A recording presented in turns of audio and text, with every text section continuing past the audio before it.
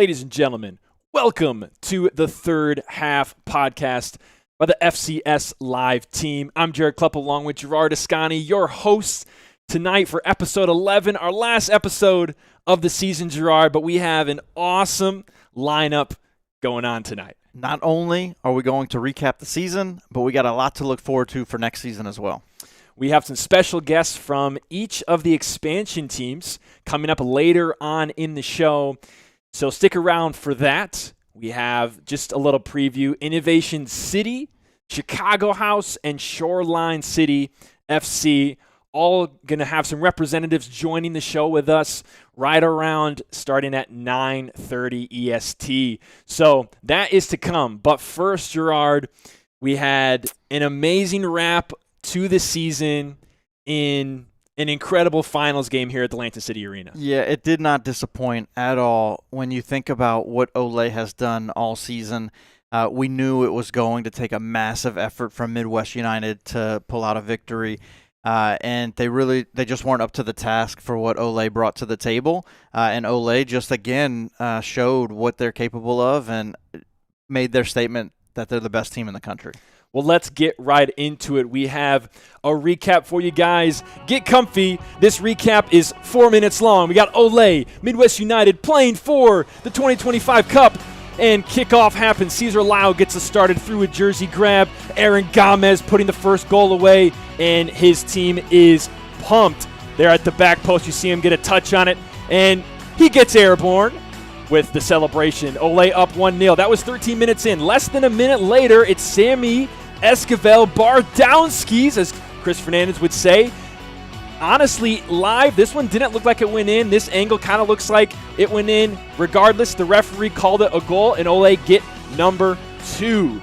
Now, we have Midwest down, and Anthony Leon is going to say, I'm going to cut this lead in half, finding the 5-hole under Frankie Mendoza, and he puts Midwest at 1 goal. Now, a few minutes later, 5 minutes ago in the first half, Ole draw a foul. Now, that one didn't look too much like a foul to me, but it is the 6-1 on Midwest United. So Aaron Gomez lines up from the 10-meter mark. Jose Vicario doesn't have to do a thing because Gomez puts it over the bar. A little love tap from the two of them. Great to see that. The relationship between these two teams there. Instead, almost the next play, instead of Ole going up 3-1 off that 10-meter, Anthony Leon once again, he adds another goal and ties it. We're all square with 4:17 to go in the first half. A massive swing there from potentially 3-1 to 2-2. However, Midwest United could not hang on as Fikret Hasevich gets whistled once again for a foul. This one does look more like a foul, grabbing Cesar Martinez and bringing him to the ground. So Chris Mendez stands over it from the 10-meter spot, and this time he buries it for Ole. That's goal number 3. Another little love tap between him and Jose Vicario. Get to see the relationships across the teams there. Not much Vicario can do about that one.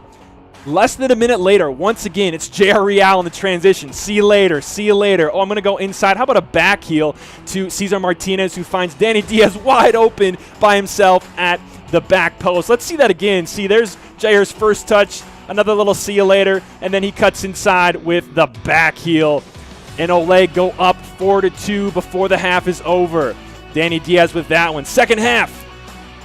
Ole, it's JR Real again, 5 minutes in. He finds space, rockets it, and Miguel Cervantes coming in for Midwest United, not quite quick enough, getting his hand up there. Midwest find themselves down 3, and then in an open goal opportunity, Midwest gives it away, and Ole put another one in. At this point, it's tough to see how Midwest is going to come back.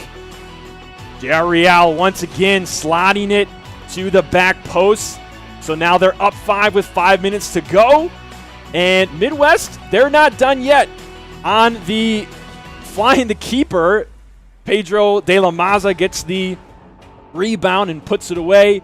And then right here, Midwest already with 5 fouls. Very interesting call here. I actually went back and looked at this several times. I think this is what the whistle was for, but advantage was played first. Regardless, yellow card.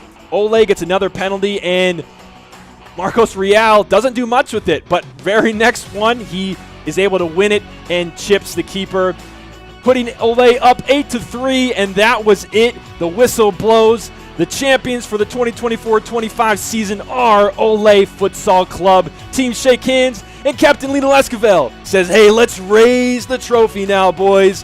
And they partied in a bunch of confetti all over them, and they're having a good time, and that's where we ended Saturday. How about that one? It was exciting, even though it was a 5-goal deficit, spread. It was very exciting, and there were definitely lots of moments where it was much closer of a game than 5 goals. Yeah, Midwest United played really strong in the first half. They came out really, really big in the second half as well. They just couldn't keep pace with Ole, and really it goes back to something we talked about a lot this season is composure.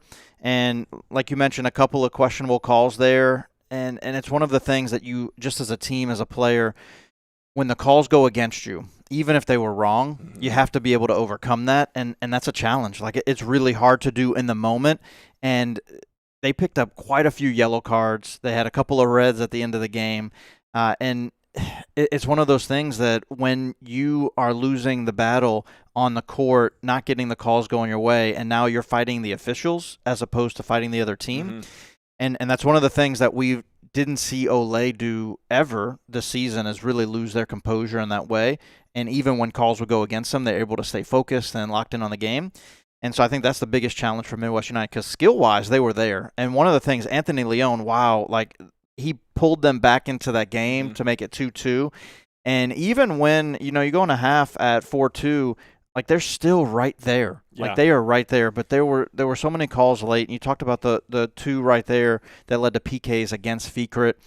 Really questionable call against Lido, and then the pull against Cesar Martinez.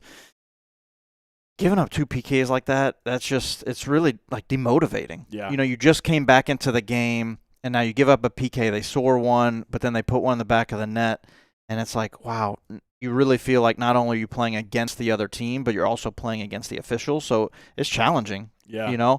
And as far as Ole, though, one of the things that they did that was really outstanding was they really had a great understanding of how to switch up play.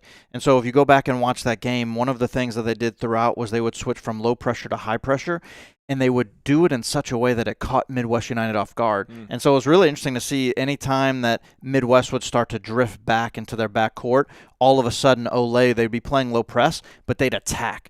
And they would attack together as a team, and what that would do is it would eliminate any of the passing options for Midwest United. And so now not only do you have somebody on top of you, but now you have nowhere to pass it, especially if the goalie's already touched the ball, that possession.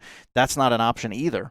Yeah. So that's one of the things that Ole executed at a really high level. Yeah, they're very good at accelerating the game of futsal, minimizing the amount of time you have on the ball, making it very uncomfortable, and really the faster the game of futsal goes, the more exposed your skill set is for better or for worse. Going back to the first part of the game, Ole gets the first 2 goals. It's Midwest had their chances, but then especially after they half the lead, and then the PK is blown, and then they come even, and I think it was only about 3 or 4 minutes to go in the half. I mean, at that point, we're thinking on the sideline. I know, yeah. Midwest has all the momentum going into the locker room. Yeah, but shortly thereafter, that's when Miguel Cervantes picked up the first yellow for a card on the sideline. On the bench, yeah. And there was more frustration from the bench, and then shortly thereafter, the bench got a second yellow. And so things just escalated really quick late in the first half, and that's where the composure piece comes in. So it's tough. It's really hard in those moments, especially when it's so clear that the call was wrong.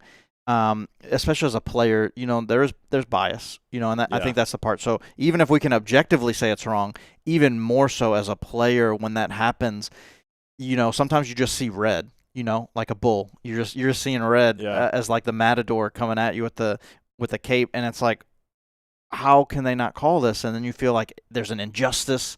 And so that's the part when you just have to be able to overcome that. Yeah. Because it's something you said, one of your favorite coaches, if the referee doesn't call it, it's not a foul.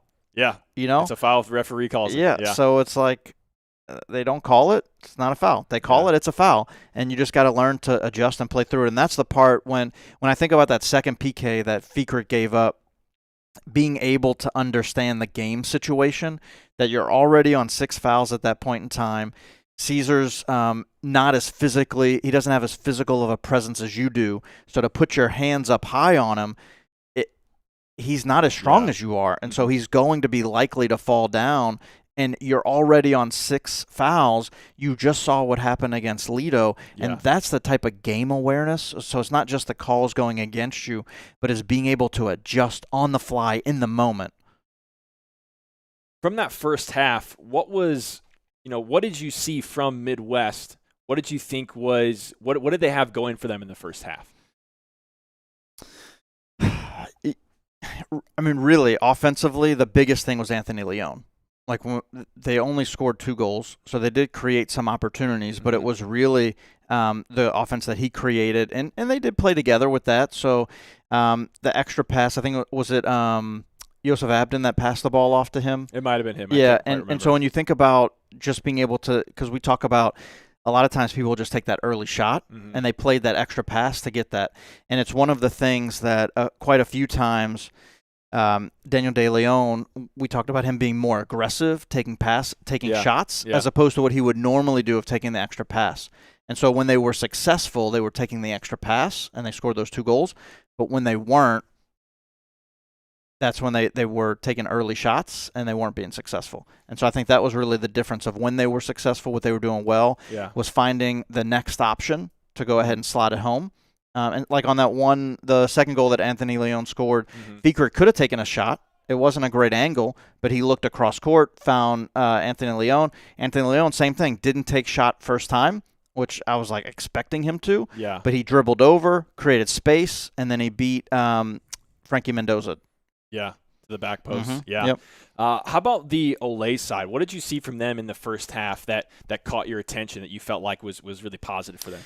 Yeah, and so I mentioned it already, and you talked about like accelerating the game and putting pressure. And so one of the things that a lot of teams that play at a really high level do is they put a lot of pressure all of the time. And what Ole didn't do is they didn't put a lot of pressure all of the time. And I thought that was a really outstanding tactical decision by Fabian Rodriguez to really choose moments to switch up the high pressure. And so they were looking to catch Midwest United off guard. Yeah. And so that was the part where it was almost like these surprise moments. Like they would be playing low pressure, low pressure, low pressure, and then all of a sudden the whole team would high pressure together instantaneously, and then they'd win the ball back or create a turnover or score a quick goal. And so like that's what I saw, is just the ability to switch from low pressure to high pressure in a moment that was actually successful in getting back possession. How about that goal from J.R. Real on the transition? He beats like 2 or 3 guys with the skill. Yeah, he is so fun to watch. Like, what a special player. His ball skills. So the interview after the game, Jennifer asked him or said, like, it looks like you're dancing with the ball. Yeah. And it does. Like, it's just so fun to watch him on the ball. I mean, he had 3 Midwest players converge around him, and they couldn't stop him, you know? And so it's like when a player does that, what are you supposed to do at that point? That was definitely my favorite goal of the match, was that one. I mean, it was so exciting. It was in transition, but he got it, and, you know, he's... And he makes that goal, and so this kind of goes into what we were talking about with Midwest United. He made that goal, but he doesn't get an assist or a goal for it. Yeah. Right? Because the backheel pass was to Martinez. Martinez passed it off to Diaz. Yeah. And so in that moment, he created that play, but it doesn't even show up on the stat sheet. And that really, for me, is the measure of what makes Ole so successful. Because here we are celebrating Jair on that play. Yeah. And not only did he not get the goal, but he didn't even get the assist. Yeah. But it shows you how they work together as a team. Yeah. Because if Caesar's not in the right place, if Daniel's not in the right place, or they're not all on the same page, then that doesn't happen. Then even though he has the special dancing play, they're not on the same page, nothing happens with the ball. And I think that's the difference. So, like, if you go back to some of the other teams in the league, Jair's ball skills, really, another player really, really similar, Davide Depoce. Outstanding ball skills. But when he would make a lot of those moves and do a lot of those creative elements, his teammates wouldn't be in positions to score. And so a lot of times nothing would happen out of it. So have these incredibly awesome moments to watch, just really fun.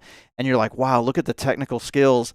But then we don't even get a shot on goal out of it, Yeah. And so that's the part that Ole does really well, is they understand how to play off each other and understand the not only the positioning, but the space, right? And so it's really about not crowding your teammate, but not being in a place that they don't have an option to pass it to you. I see in the chat we got Frankie Mendoza of Ole Futsal Club. Hey, what's up, man? Grand Rapids is red, he says. That was the statement that they, for sure made and solidified. Frankie, we're going to talk about you for a second here. I'm curious, Gerard, the 2 goals that were scored against Frankie, which, by the way, we'll get to this in the second half, but they didn't swap him out like they usually do. No, they didn't. He was playing really good, and I wonder, but we'll get to that in a second. I know you were about to go off there. I was like, wait a minute, I have a different question. Were you surprised at the 2 goals that were scored against him? Do you feel like those are saves he usually makes? I'm not surprised by it. So, Frankie's not going to save every shot, right? No one's perfect, and no goalie in the league had 1,000 save percentage. Those were 2 incredibly placed shots. Yeah. So I wouldn't take anything away from Frankie on those shots in particular. I'll just give a lot of credit to Anthony Leone for the placement, because one was 5-hole and then one was top shelf in the corner. And so, and when he might have been blocked on the second one too, because there was a couple of guys. He might have been screened on that and couldn't see it. And so maybe in the moment Frankie's kicking himself for it, right? But he still had an outstanding game. And when you look at what he did, let's take a look at the stat sheet. How many saves did he end up with that game? He still ended up with 12 saves with an 857 save percentage. Yeah. Just the save percentage right there, even giving up those 2 goals, that's the best save percentage in the league. Yeah. For the season, 857. That's outstanding. And so that's one of the things. So when you go and look, so they only gave up 2 goals in that first half. They only end up giving up 1 in the second half, but that wasn't Frankie Mendoza that gave up that goal. No. And it was kind of one of those chaos plays, So Ole gave up less goals than any other team in the league, even including the 2 playoff games. Yeah. Which is wild when you think about it. They gave up less goals in 2 additional games than any other team in the league. Yeah. And so it really says a lot about their goalkeeping, and it says a lot about Frankie Mendoza as well. Yeah. Well, I think one thing that says a lot about Frankie's play was the fact that in the second half, Fabian Rodriguez kept him on. Yeah, and so you didn't get a chance to do the interview before the game with me. That was the plan going into the game. Oh, okay. Yeah, gotcha. So that was the plan. I wasn't aware. Yeah, the plan going into the game was to allow Frankie that chance if he's playing at that level. Yeah. Keep him in the game. Yeah. And it's one of the things, because I've been asking Fabian that week in and week out, and really every coach when we have these interviews with him, one of the things I'm asking about is you have 2 outstanding goalkeepers. How do you decide who's in goal? Yeah. Why do you change them in halftime? And kind of what's the philosophy behind it? And one of the things that he really wanted to establish going into this game is that Frankie's playing at an incredibly high level. Let's reward him with this extra playing time. Yeah. Right? Yeah. And so they wanted to win this game. And the way you do that is putting your best 5 players on the court. And as great as Andres Montez is, Frankie Mendoza is their best keeper at the moment. I definitely saw that as well. I want to get into the second half, but before I do, tell me a little bit about what your thoughts were, the shift for both teams when it's possibly going to be a tie game going into half, with Midwest having 2 goals in a row, and then all of a sudden, less than a minute later, Ole scores 2. Tell me about that shift. What was that? What do you think that was like for the teams going into the locker room? So again, and not to discredit Midwest United, because I think there's almost an asterisk when we talk about losing composure in the moment, right? Especially if calls are going against you. It's hard because you're not only battling against the other team, but now you're trying to overcome the officiating as well. The difference was really the composure. And so Ole maintained composure. They gave up the 2 goals. They were in every aspect dominating the game, up 2-0, and now it's tied, and it's that was a moment that was really deflating for them to give up that second goal, because basically all of the hard work they had done up to that point has vanished, and now it's a tie game again. Yeah. And Midwest United had drawn back in, and we talk about momentum all the time in futsal. Ole had lost all of it. But what they didn't lose was they didn't lose their composure. And that's the part when some of those calls kept going Ole's way, Midwest United lost their composure. And that's when they lost the lead. And then they just never really regained that level of creative elements and ability that they had for those few minutes in the first half. Yeah. One thing that I thought was interesting, and I'm not exactly sure what the exact number is on this, but I'm curious your thoughts. And we talked about it. I think we mentioned it during the game. Mm-hmm. I think Ole's first line in the first half played like 2, maybe 3 rotations. I think it may have only been 2 until like maybe 7 minutes to go. Like I think their third rotation was like 7 minutes left in the first half. Like it's like their first line spent a lot of time resting. Did you notice that? Yeah, I mean, it's one of the things that they've been really consistent with that all season. It's almost like they don't really have like a first line. It's just the line that starts the game. Mm-hmm. It's not like the best 4 players. And that's one of the things that we saw early on was that the second and third line was being just as impactful as the first line, and all of the lines had scored goals. Right, and so their goals were dispersed amongst the lines, and it really showed the level of impact that they had. I mean, we talk about Jair Real, and the impact he had, and he's not playing on the first line. Yeah. Yeah. And it's one of the things where Ole has done a really good job of understanding how to build those lines together to where each player complements each other really well. So it's not just a matter of like, all right, who's your first 4, who's your second 4, who's your third 4, and that kind of goes. But then your third line is really weak. What they do is they build their lines to where no matter at what point in the game it is, no matter what line is on the court, it's going to be a strong team. Yeah. And that's one of the differences between Midwest United and Ole is Midwest United didn't have that depth. They didn't go 12 deep, and they weren't – a lot of their lines were kind of mixed, so they would just sub as needed as opposed to having fixed lines, which was the difference between Ole. And it's one of the things we talked about a lot this season of – if you have that interchangeability from one line to the next and just one player to the next, what does that do for your team as opposed to having fixed lines where players play with the same people for the entire match or for the entire season? Yeah. And I think that's where Ole really was able to leverage to their advantage was they had so much familiarity from one line to the next. So Ole, they complete the near perfect season. They draw the first game against Midwest United and then win 11 in a row. They take the title. In this game, zoom out through the whole, viewing the whole game. What did you feel like was the difference in this game between these two teams? I've said it a couple of times already, but I'll triple down on it. I think the difference in this game was really that tactical piece of being able to understand when to apply high pressure and to do it in such a way to catch Midwest United off guard. Because we knew going into this game that Grand Rapids Ole was the best defensive team in the league. They're the most structured, the most defensively sound team. We know that that's a commitment that they have to the defensive end. Yeah. And so I think that was the element because Midwest United is they're the second leading goal scoring team. Like they score. They have lots of playmakers.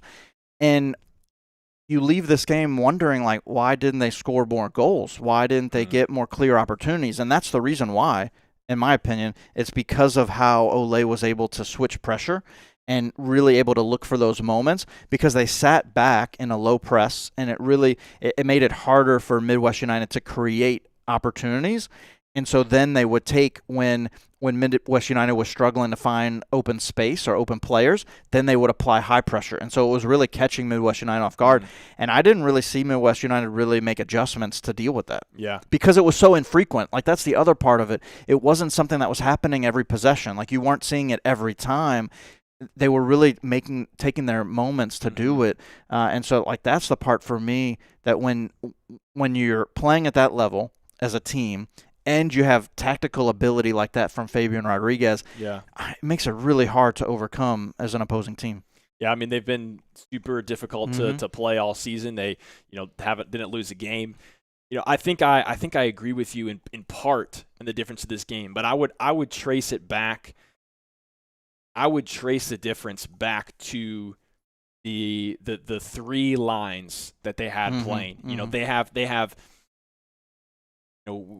we said it in chat, 3 really good keepers, right? They also have 3 really good lines that are full of, 12 really good players. The level of play hardly drops, if at all, and they're consistent in all the things that you're talking about as far as defending, being in the right place, taking advantage of, the plays that they made. Like you're talking about with J.R. Real earlier.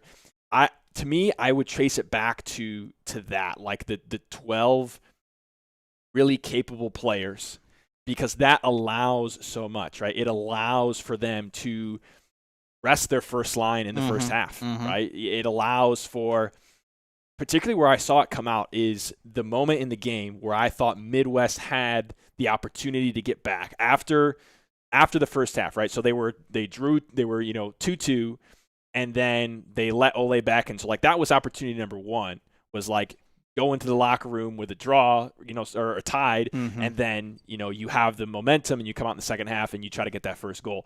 But once that went away, Miguel Cervantes comes in as keeper.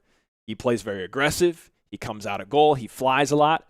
But the amount of times that I felt like Midwest actually had the advantage on the court with Miguel out of goal was next to none. No. Because of how Ole played defense. Yeah.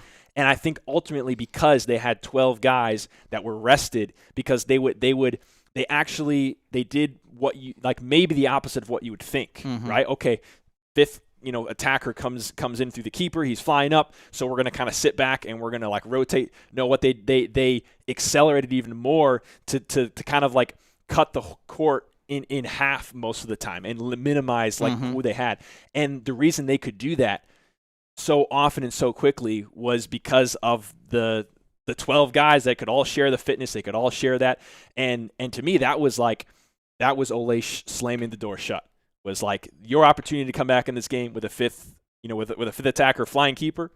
Like we're gonna shut it down with the defense. And I really felt like, I can't even think of one time that really. I'm sure they did have the advantage at least once, but I can't think of a time where Midwest, I was like, oh, they have a clear advantage here. Yeah. With flying the keeper. Yeah, it was incredible to see really what their defense did with that. And so they were just cutting down passing lanes. And so when you talk about like splitting the court into thirds or into half, what they did was they took their 4 defenders and even Frankie would come out too and get into a place to where there were no passing options. And so they'd have 5 attackers, but there was really nowhere to pass with the ball. Or if there was somewhere to pass the ball, it was where Ole wanted them to pass. Yeah. So, I think that was probably, in my eyes, that was the big difference. And that's kind of something that we've seen from Ole all year, like that consistency, and they don't really give up silly goals. Now, one thing that was awesome to see in this one, and I know it's you kind of just expect it, but the last time Midwest and Ole played, I felt like Midwest gave up a lot of goals, and they did it this game. They were the only goals you could say they gave up was when they committed some fouls that were probably didn't need to be committed, and there were some that were called against them that I just personally disagreed with. And I know their bench and Gio were hot all game. I know that they felt like they were not getting fair officiating, and I agree in some sense. I felt like overall the officiating was good. It was better than what we've seen, but as far as like handling emotions of the game, but I know that there were definitely some calls, and even that the goal that went in that they called, like I didn't think that was a goal personally. The tape kind of looked like it from that angle, but I didn't. I felt like it came down on the line. So I know that they had a lot that Midwest felt like that they had to, maybe they were playing another opponent as well. But like you mentioned, it's something that you have to. Any given day, you might be running into that, and you got to find a way to. Yeah. And they did. They had the opportunities to, and Ole shut the door still.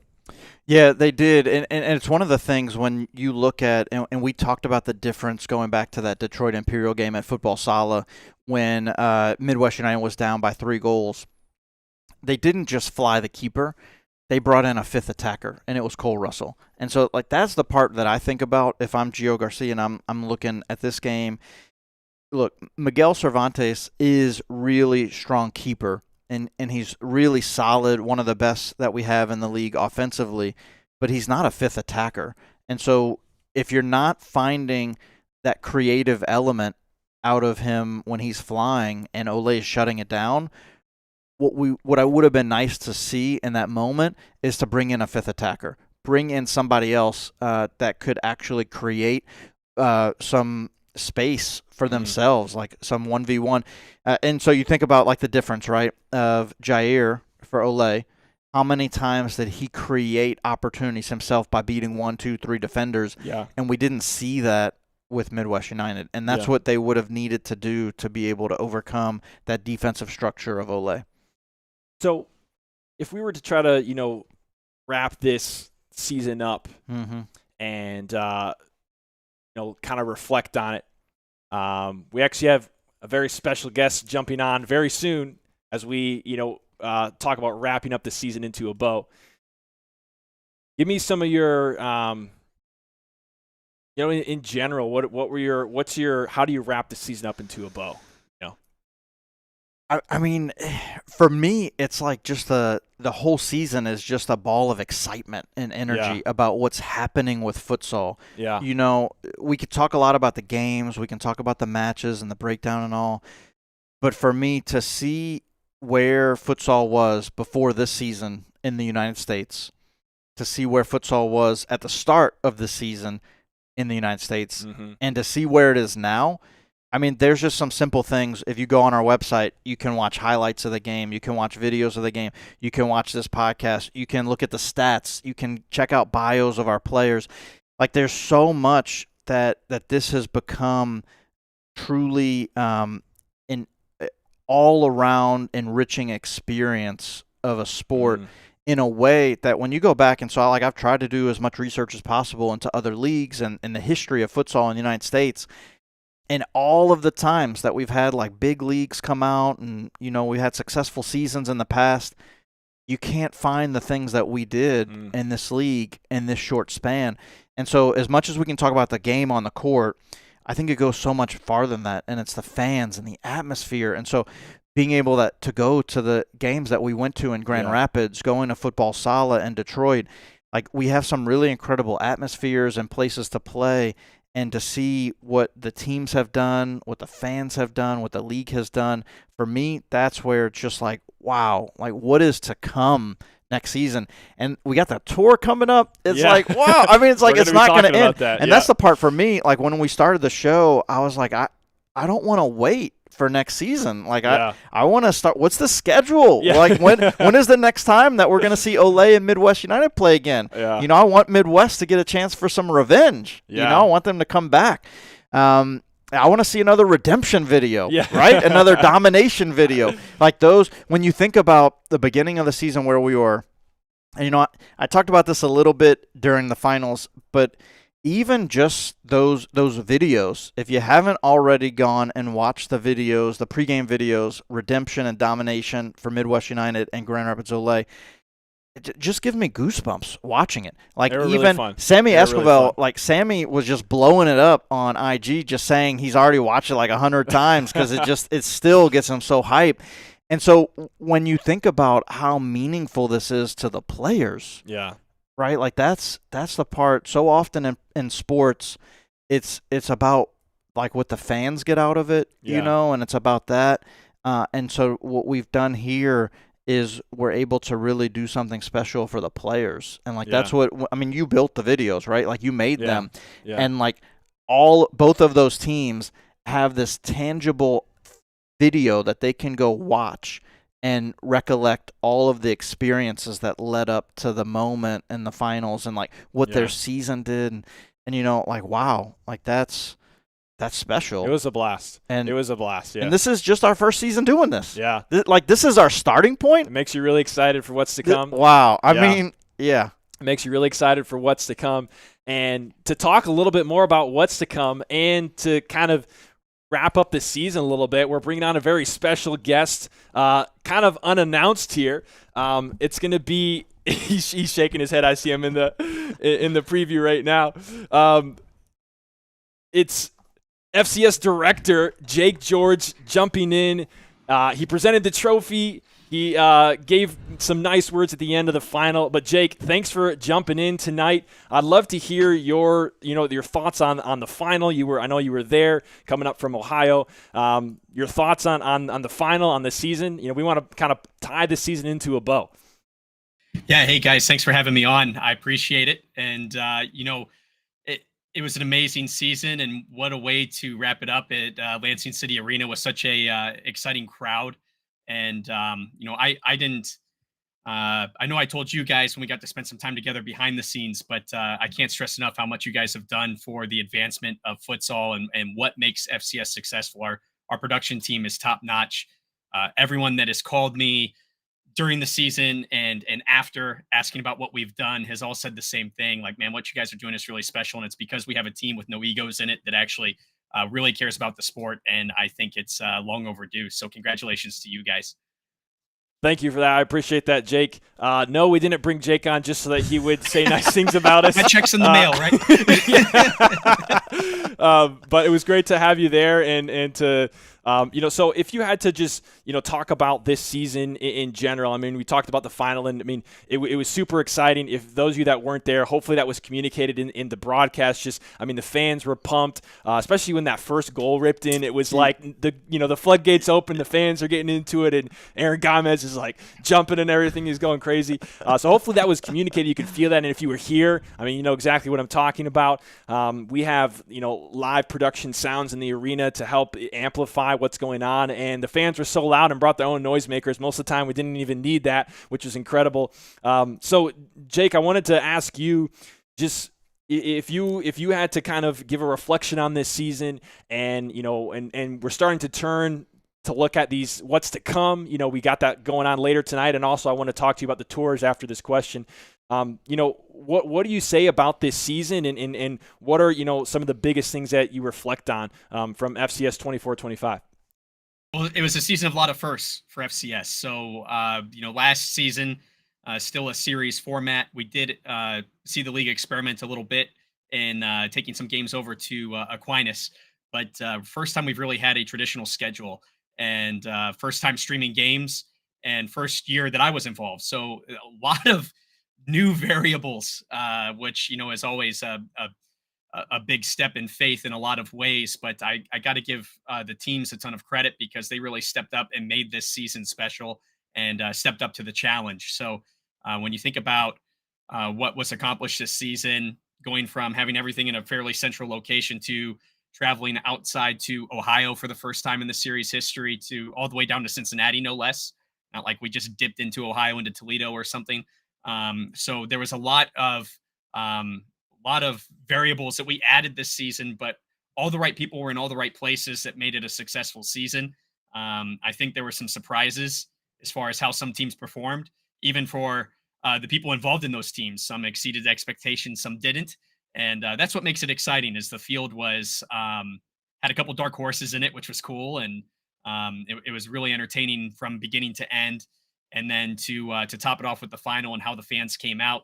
I personally been starved of live high-level futsal for several years now. So for me to be able to be a part of that again was really, really special. And I think that it really highlighted what this league's all about. So we had some special guests that we'll be talking about into later that were in attendance. And I think we're getting a lot of attention. We're hearing from a lot of people around the country, even around North America, about what we're doing. And I think that for the first time ever, we have really high-level production and really high-level spotlight on futsal, which the U.S. has needed for a long, long time. Well, that's really cool. Something we talked about this a lot, and I feel like one of the differences for this league to what so many people in the country know of futsal is the court size. Like that. I mean, we had like a whole episode where we talked about the court size. We've talked about that a lot. Like for me, Ole goes to this tournament in New Jersey, and they play, and they don't get to really see the recognition of what they do, right? They didn't win the tournament, and so people go like, oh, well, these other teams are better, etc. But for me, my takeaway is like, well, they didn't play on an international size court. Yeah. Right? Like, why not? Why didn't they? Yeah. Like, why are we not playing this game on those courts? So, Jake, like, what do you think? Because so many of our games were played on international size courts, and so many tournaments in the country aren't. What do you think that does as far as like why the game we're seeing is played at such a high level? Yeah, you guys have addressed it before, and I think it's worth highlighting one more time before the season's over. Is it's pretty clear what a change in court size can do to a game, and we saw it in Cincinnati for 2 games. We saw it in Detroit, where it kind of takes on more of that street soccer vibe than a futsal vibe, which isn't a bad thing. But it definitely changes the dynamic of the game. So, you could argue that it may have impacted some results as teams tried to adjust back and forth. But I think that that's something that I don't know what we have time for tonight. But, when you look at what we're doing with our futures program next year and even getting our youth on a full size court, it makes a world of a difference. All the best futsaling countries in the world are on a full size court from day one.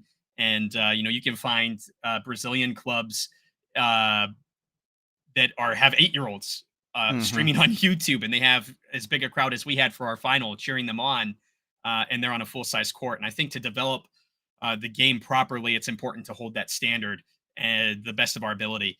And I think that it makes a world of a difference. And I think that a lot of these tournaments we see, particularly by the big organizations in this country, it's about cramming as many people through a space as possible and making the tournament profitable instead of, maintaining the essence of the game.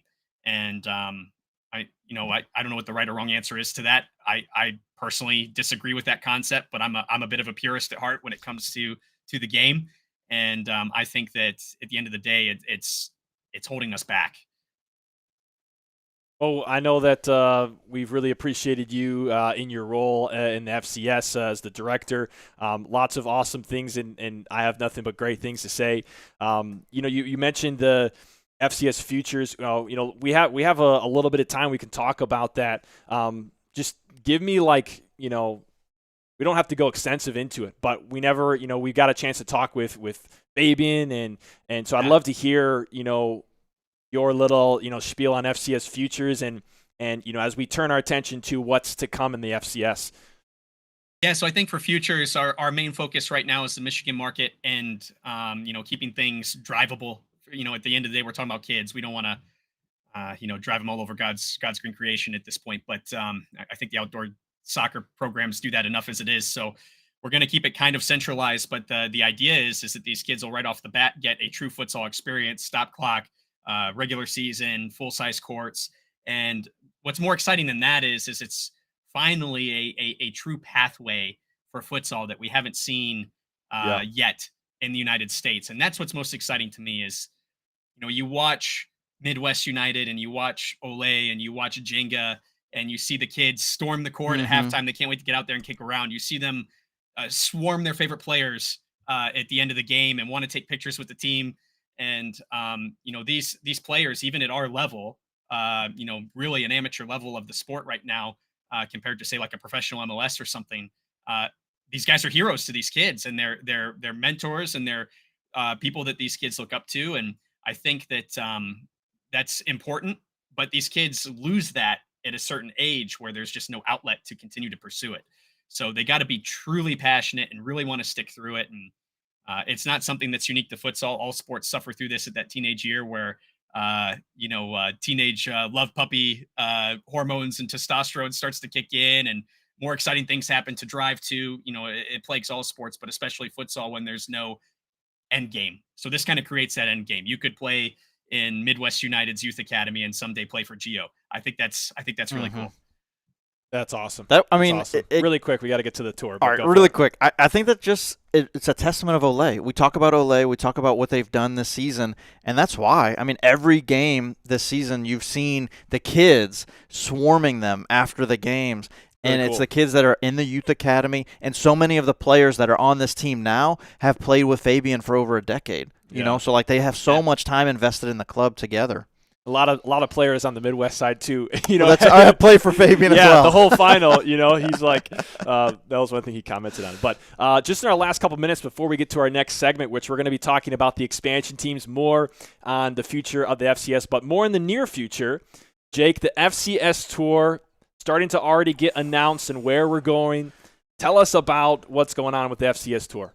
Yeah, so the off season is going to be busy for all of us. We found a way to keep this energy going. So the tours is a little bit of a evolution on an idea that I had originally with Jeremy when we first started speaking before I joined the league, where we wanted to kind of showcase talent. And the thing we ran into was as beautiful and premier as Lansing City Arena is, it's not accessible to everyone to travel there across the country.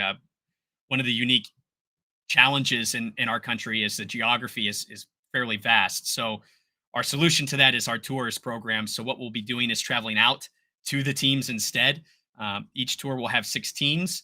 It's FIFA futsal rules. It's still going to be those full-size courts, but we will have a running clock will be the only difference so that we can cram as much futsal into a day as possible. We've already announced our first 2 locations, the first one in May being at Lansing City Arena, kind of our test to make sure this works and to kind of control all variables. From there, we stretch out a little bit further to Akron, Ohio, which is most exciting to me for obvious reasons for anyone who knows where I'm from. But from there, we'll really start to stretch into some markets we're not in currently. So we will be out on the East Coast, which will be announced soon as well. That's as much as I'll give you guys on that. And then our 4th location is TBD. We're still looking at 2 different markets that we're very, very interested in. And we're kind of vetting out where the best fit's going to be for us and who's most excited about it. And I cannot wait to announce those next 2 locations. They're going to be really, really cool. Now, Jake, we got a lot of news that we were just talking about. And one of the questions from the chat, FCS is expanding rapidly. Expansion, youth, travel. Is it too much too soon? A great question. This is something that I talked to our, I'll call them our league principals for all season, is how much is too much. I'm a go slow to go fast kind of guy. I like to see things really stable before we stretch too far. The nice thing about the expansion we've done so far, to answer the question, is it's all very local and it's still all very within our control. We know the people. We know the people in charge. We know the people at the clubs. We know the officials. We know the facilities. So in that sense, it's still very, very manageable. So yes, it is a lot and it is very rapid, but it's well within our footprint, which gives us at the league a lot of confidence that we'll be able to handle it. And the reality is everything's happening a lot faster than I anticipated. When we think about, we haven't even touched on our women's division. That's something that I didn't foresee happening for 5-6 years before we would get to that point where we could support that. And then the demand rose up very quickly. A lot of people showing interest, and it was like, hey, we got to hit now while the fire's hot. Again, it all fit within that footprint. So it's exciting stuff. It's great that we can kind of, anyone that follows me on my YouTube channel knows I've kind of got this phrase of owning our backyard. And this is a great way to own our backyard from every level, the youth, feeding the women, feeding the men, and making a really good product.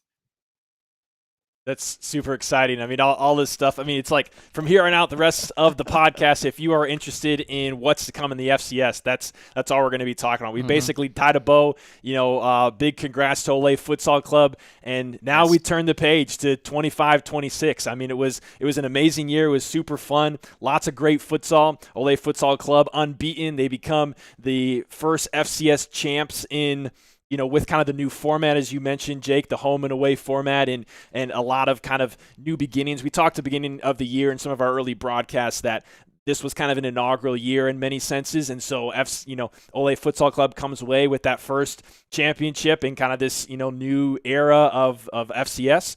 And, now we go to 25-26. That's what we're going to be talking about next. The FCS expansion teams. We have representatives from each one, Innovation City, Chicago House, and Shoreline City FC coming up right on the other side of the break. And Jake George is going to stick around as well to chat with those guys, so don't go anywhere.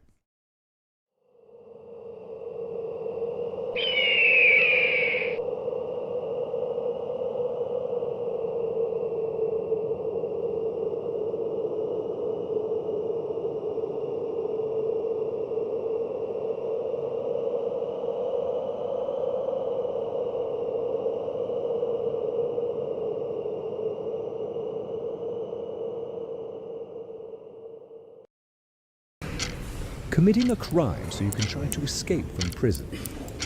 Bad idea. Going to the pod escape room to play an escape game with your friends. Great idea. Test your skill as an astronaut in outer space. Find Santa in Save Christmas.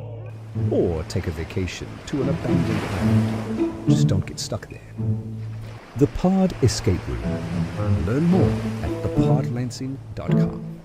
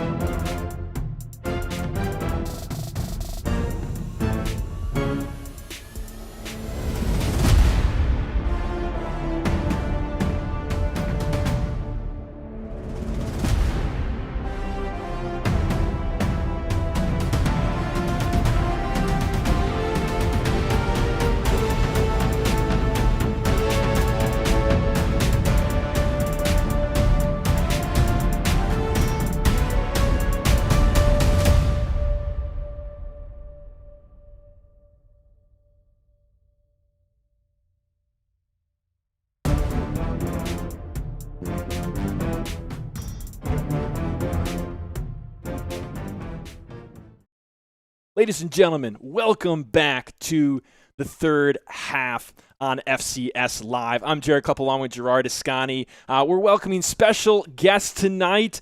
So if you were with us just a little bit before, we have Jake George here, FCS Director. He was giving us his thoughts on the end of the season, kind of wrapping up the FCS year. But we also now are going to start our segment on what's to come, the expansion teams, and we welcome Brandon Bolish of Intermission City in Akron, Ohio. Brandon, thank you so much for joining us on the show tonight. Yeah, thanks so much for having me. Super happy to be here. Well, we're really excited to get to know you a little bit. I know Gerard had a chance to kind of get to know you a little bit with the pregame, special edition before the finals. But Gerard, I'm actually going to throw it over to you for our first question. So the first question will be the third time I ask it, because the first time was off air in prep. The second time we actually had no audio during the finals interview. And look, if you look on the screen right now, that logo is amazing. It's really sweet design. There it is. Yeah, you got to do the limbo to be able to see it. Brandon, when you think about there's so much character and intention behind the logo. Could you tell us a little bit about kind of like the design? Yeah, I'd love to, and I'm not going to contort my body to point at the one behind me, so I'll just try to do it in here. We had this made by a good buddy of mine, graphic designer. Shout outs to Chris Powers. Lot of symbolism that goes into this logo here. Just to start, of course, I think like the first thing your eyes are kind of drawn to is the nail. City of invention. A lot of inventions. Start with one nail. That's how we all get it started. Of course, you can also see kind of a bit of a tree topper here in the top of the triangle, and then the roots of the tree. It's actually a reference to the old city flag that Akron had. I believe it was from the 60s, midway in the 60s, mid 90s. And then, of course, up at the top, if you just kind of cut off this part here, you see a bit of an A, just for Akron. And then the arrow right here in the inside of the tree topper here pointing forward, as that's the direction we're trying to take the club. And, of course, futsal as a whole in the community. That's awesome. That's really cool. Great first question. I know. That's really He's cool. got a lot of practice now. Yeah. So, I know. It's the third time. That happens sometimes. I mean, we had one time, some of you might know this, but we had one time in our podcast here where we just lost our internet like completely.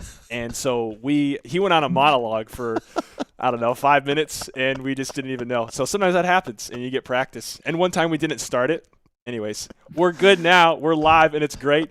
Glad to have Brandon Bolish here of Intermission City.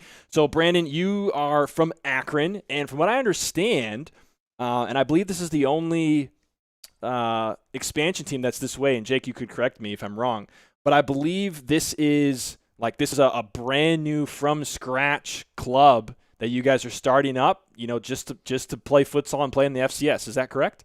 Yeah. The core group of guys that are kind of running it, we've been playing soccer together for a couple of years now. I'd say at a pretty decently high level. But as far as futsal, this is first steps into it. But, we're really excited to get jumping into it. That's awesome. Tell me a little bit about some of the things that you're most excited for. Yeah, the biggest thing for us is, and, never going to name names, but, we've all been a part of a couple of clubs that, maybe disagree with how it's run or some of the choices that are made by some of the upper staff. And I think it's going to be good now to actually have and be part of a club that we, builds on character, builds on respect, builds on talent, and recognizes, a lot of the hard work that people are going to be putting into it. We could have a guy try out to absolute superstar, knocks it out of the park, but the attitude isn't going to gel with the team. Where I think some other teams that I've played for in the past would just sign them, put them on there, build the team around them. So, you know what? We'll rather take a guy that's going to fit our vision, fit our culture, even if he's not as good at the start, but ready, willing to learn. And I'm really excited just to meet these other incredible soccer players in the area. I played in a couple of leagues around here for a number of years, but I haven't seen everyone out here, and I'm hoping that playing at a higher level with futsal exposes me to more of these high level soccer players that I just haven't seen around here. And then, of course, watching the fans. I mean, I know we're a first year club, so I don't want to put my expectations too high, but excited to see those fans, go from 1 to 2, heck, maybe even 3 to 4 on a on the first game, or so. I'm pretty excited about that. That's awesome. One of the things that you mentioned was the culture of Innovation City. Can you talk more about the kind of culture you guys are seeking to create there in Akron? Yeah, definitely. A game that it's just one built on respect. As you guys saw in the finals, things got a little bit heated between players at times, but as you all mentioned, they've been playing together for years. They're all friends. They're all going out and they're drinking buddies, and stuff like that. And I would just love to, not have our players get chippy with each other, with the refs, with the other team. Level headed, and we're here to play a good game, and we're here to show what we can do on the field, and also a way that makes it accessible to not only uh, fans of like an older age that have been kind of with the game for a while, but also like these new, like the younger generation. We want to have a game, parents could watch and be like, that seems so great. That seems so much fun. Can't wait to get my kid into that. And, that's never going to be something that you're going to be showing off if you're, telling the ref to F off after every single call, swearing at your own teammates, yelling at the other team, getting chippy with them, starting fights, things like that. Yeah. And we're just excited to, kind of have a team with that in mind. Yeah, absolutely. Speaking of a team and the culture that you're building, how many players do you already have for the team? And tell us about the open tryouts you got coming. Yeah, so right now we have a staggering 3 players already committed and signed. So, we just kind of we have 2 red cards right now. And we have our open tryouts on May 24th. That's from 1 to 4 p.m. That's at the LeBron James Arena in St. Vincent St. Mary High School. We're obviously looking for a couple more players, kind of round out that roster. Not that we don't already have the talent there, but a few more guys to give us a break, would be really nice. Yeah. One of the questions from the chat from Luke Miller, who does part of the production team. Shout out to Luke Miller. You're amazing. What's going to be your role in Innovation City? If you're comfortable sharing, are you going to coach? Are you going to play? Are you like more of a director or owner? Like, what's your everything? What's your role? Yeah. So, thankfully, I've been able to offload the coaching because that's some decisions that I frankly don't think I'm qualified to be making on that, and I'm excited that someone with more experience. Our coach's name is Matt Nolan. He's played for the Crunch. He's played for the Vulcans, high level, and he's been coaching for years. You said his name was Nolan? Yeah, Matt Nolan. Matt Nolan. Okay, cool. Yeah. I've coached a U9 team once and was not asked to return for the following summer. So I don't think that's in my wheelhouse. But personally, yeah, I guess That's hilarious. Owner operator. I do see myself on the roster at least just for the first season. We'll have goalkeepers a position that's sometimes a little hard to find. I've been playing at a high level for a number of years myself, and even though I'd love to see myself take a backseat to the new up and coming talent that I haven't even met out here yet. And I know there's a number of other great goalkeepers around here too. But just have that spot at least on the roster of one that's going to be kind of forced to show up to every single thing, so we'll never have to worry about if there's a keeper going to be there or not. Yeah. Yeah. Well, Brandon, real quick, shout out to Chris Powers in the chat. He's a big fan of yours, it seems. Thanks for tuning in. I don't know if you were going to mention about the goalie thing. Is that what you're going to say? That's what I was going to say. The whole league is like based on goalies. Like the podcast, we've been talking about goalies all the time. So look, this league has so many incredible goalies. Yeah. And now you're stepping in. What are you going to bring to the table? Like what should we expect to see from you in goalie that sets you apart? I'd like to, again, I've only seen a couple of the keepers in person, and I've seen them, online. And I'm sure they're all more fantastic than I could ever imagine. I'd like to think that I'm a little more composed with my feet than the average goalkeeper. It's been something that I've been trying to play because I play more futsal around here without keepers than I do with, and I played on the field for a number of years as well. So I'm hoping that I can at least get the good passes out of the back, or at least the one that I'm allowed. Nice. That's awesome. Yeah, That's yeah. always a huge piece of the goalkeeping skill set in futsal, the distribution and the ability with the feet, for sure. Jake, I'm curious your thoughts on the expansion team and questions that you might have for Brandon Innovation City. I know this is kind of closer in your neighborhood, so tell me, what are your thoughts, and you got any questions for Brandon?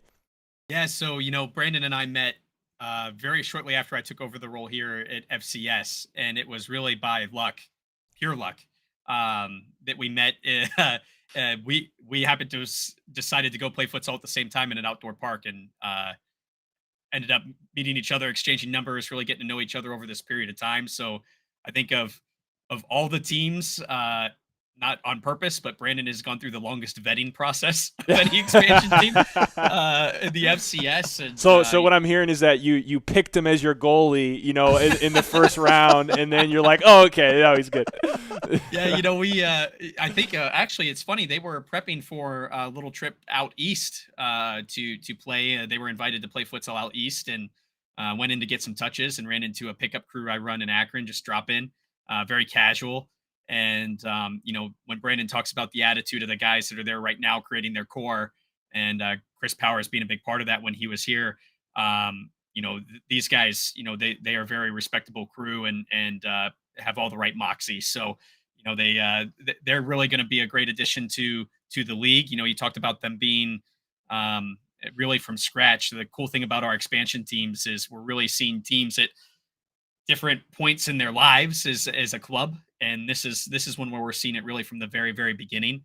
But kind of like when a dad holds his son at practice or daughter at practice to the highest level, I'm kind of doing the same thing with Akron, and I'm very picky about who we've partnered with, and that goes for all the expansion teams. We've really made sure we bring the right people to the table, and I think that these guys could really be part of the future of futsal. And Akron's just a great market. We saw a team there back in 2019, 2020 that made a really big impact and a large fan base right off the rip. And we haven't seen anything since. So I'm curious to see, what this market does. I think it's going to start out small, but grow back to what it was back then and make that real big impact on the area. And Akron's one of those cities that's really passionate about everything they take on. So that's going to be really exciting too. So one of the things I think is really cool about this club is they haven't taken on the stereotypes of Akron, leaning on the rubber city capital of the world that Akron leans on so much, leaning more on the other things that make the city special. And that makes it unique. And I think this team's going to be unique. And I think my question for Brandon moving forward is, obviously the tryout coming up, but what are the other next steps that you guys are working on as a new club that you are looking to build that foundation in Akron? Yeah. So obviously, the tryouts, like you mentioned, just to get a good player base, but then also, really putting ourselves into the culture of Akron sports, local sports. There's just one of the greatest things that has happened, like since starting this up, is just the amount of sports out in the area that I just never even even knew about. So I'm excited. Didn't know that we had a professional basketball team. Excited to go out and support them. I'm meeting up with the Akron City Supporters Club to see how they support their locals and how we can help with that too. Just being able to, really get ourselves in such a culture around here with sports that I just had no idea about. That's going to be really exciting. And then, of course, learning this all from scratch. It's a little bit scary, but we're trying to make it set up for success. Yeah. I think Jake, I heard you say, go slow to go fast. We don't want to jump into things, too easily. We want to really make sure that we take our time with these things and get everything right, so that there's going to be an Innovation City, year 2, year 3, year 5, going forward, and that will be a club that people will point at and say, well, they came from fresh out of nothing. Well, why can't we do that too over in this city here, and really kind of be a template for the other teams going forward. Wow. That's really cool. It is. And you talk about some of those local partnerships. One of them that I saw some posts about was the Akron Aviators. What's the partnership and relationship with them look like? Yeah. So they reached out. Brian reached out there, and he's just like, hey, we're another local sports team. We'd love to support you any way that we can. I said, that's so awesome. would love to as well. And he actually knows our coach, Matt Nolan, and said, if you're good enough for him, then obviously I'd love to sit down and talk with you. We're actually going to probably grab some food within the next week or so and just kind of talk about how we can end up supporting each other, whether that's, shouting out each other's games, tryouts, things of that nature, obviously attending games too, filling up seats, whether for us or for them. It's just going to help, kind of legitimize what we're doing and build the atmosphere for that, no matter which sport it is. And then, if we have an open booth space, when you're walking into St. Vincent St. Mary's and say, hey, if you like Akron local sports here, why don't you go ahead and check out basketball here, or kind of something the same thing, maybe even run a fundraiser or something together in the future. That's cool. I know. I love it. I love that idea of like bringing the community together across sports too, right? Like it's not just everybody has to love futsal, but it's really about coming together collectively to support the community. Absolutely. Caught me while I was drinking. I know. I thought I had a couple of seconds there. I was like, oh my goodness, here we go. We're back into it. Just a few more minutes with Brandon Bolish here of Innovation City. By the way, when you told me how to say your name, I've literally thought about it every single time. And it's helped me so much. So thank you. Bolish like abolish. That's amazing. 3 times now. I say it in my head right before it comes on. So Innovation City in Akron. Coach Matt Nolan. This was the question. There is an FCS tour that just got announced in your city. Are you guys going to be there? Well, like every other team, we've applied through the FCS official website. Looking at this guy up here. We applied. So you guys best of luck in that yet? And I think if we get rejected, I think I have a more direct line to the guy that said no than other teams. So it's up to the good powers that be to see if we attend that. But yes, we are planning to attend that as well. Obviously, we'll be a pretty new and fresh squad, and I think it'll be a pretty sizable test for a team that would be around for less than a month at that point. But hoping to get in a couple of practices, kind of find our core group of guys, or at least guys that have like really good chemistry. I mean, that's the first question that comes to mind. All right, so let's just assume that Ole is going to be there. You're coming in with a couple of guys you pick up, so you have 5, maybe more.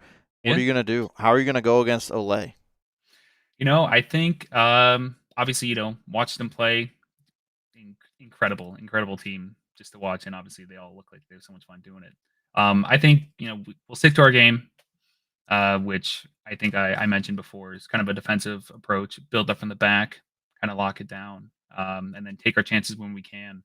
But going up against Ole, I'm not going to say that it's going to be an easy task. Obviously, even if we were around for 2-3 years, it's not going to be an easy task to go up with a team of that caliber. But I think if we stick to our game, we can at least come away with something that we're happy with, regardless of the result. Seems like a good response. Yeah, I mean, yeah. I think another thing that's kind of cool about this club, guys, is with the tour being in Akron. I started that process of looking at Akron for a tour location before we brought Innovation City into the fold officially. So it worked out really well that this is happening. But we're going to get a front row seat to seeing how a club evolves. I think, Jared, you kind of had a unique experience to that during the offseason back in June when Jingo was traveling up to Lansing. The club in June looked completely different than it did during our regular season.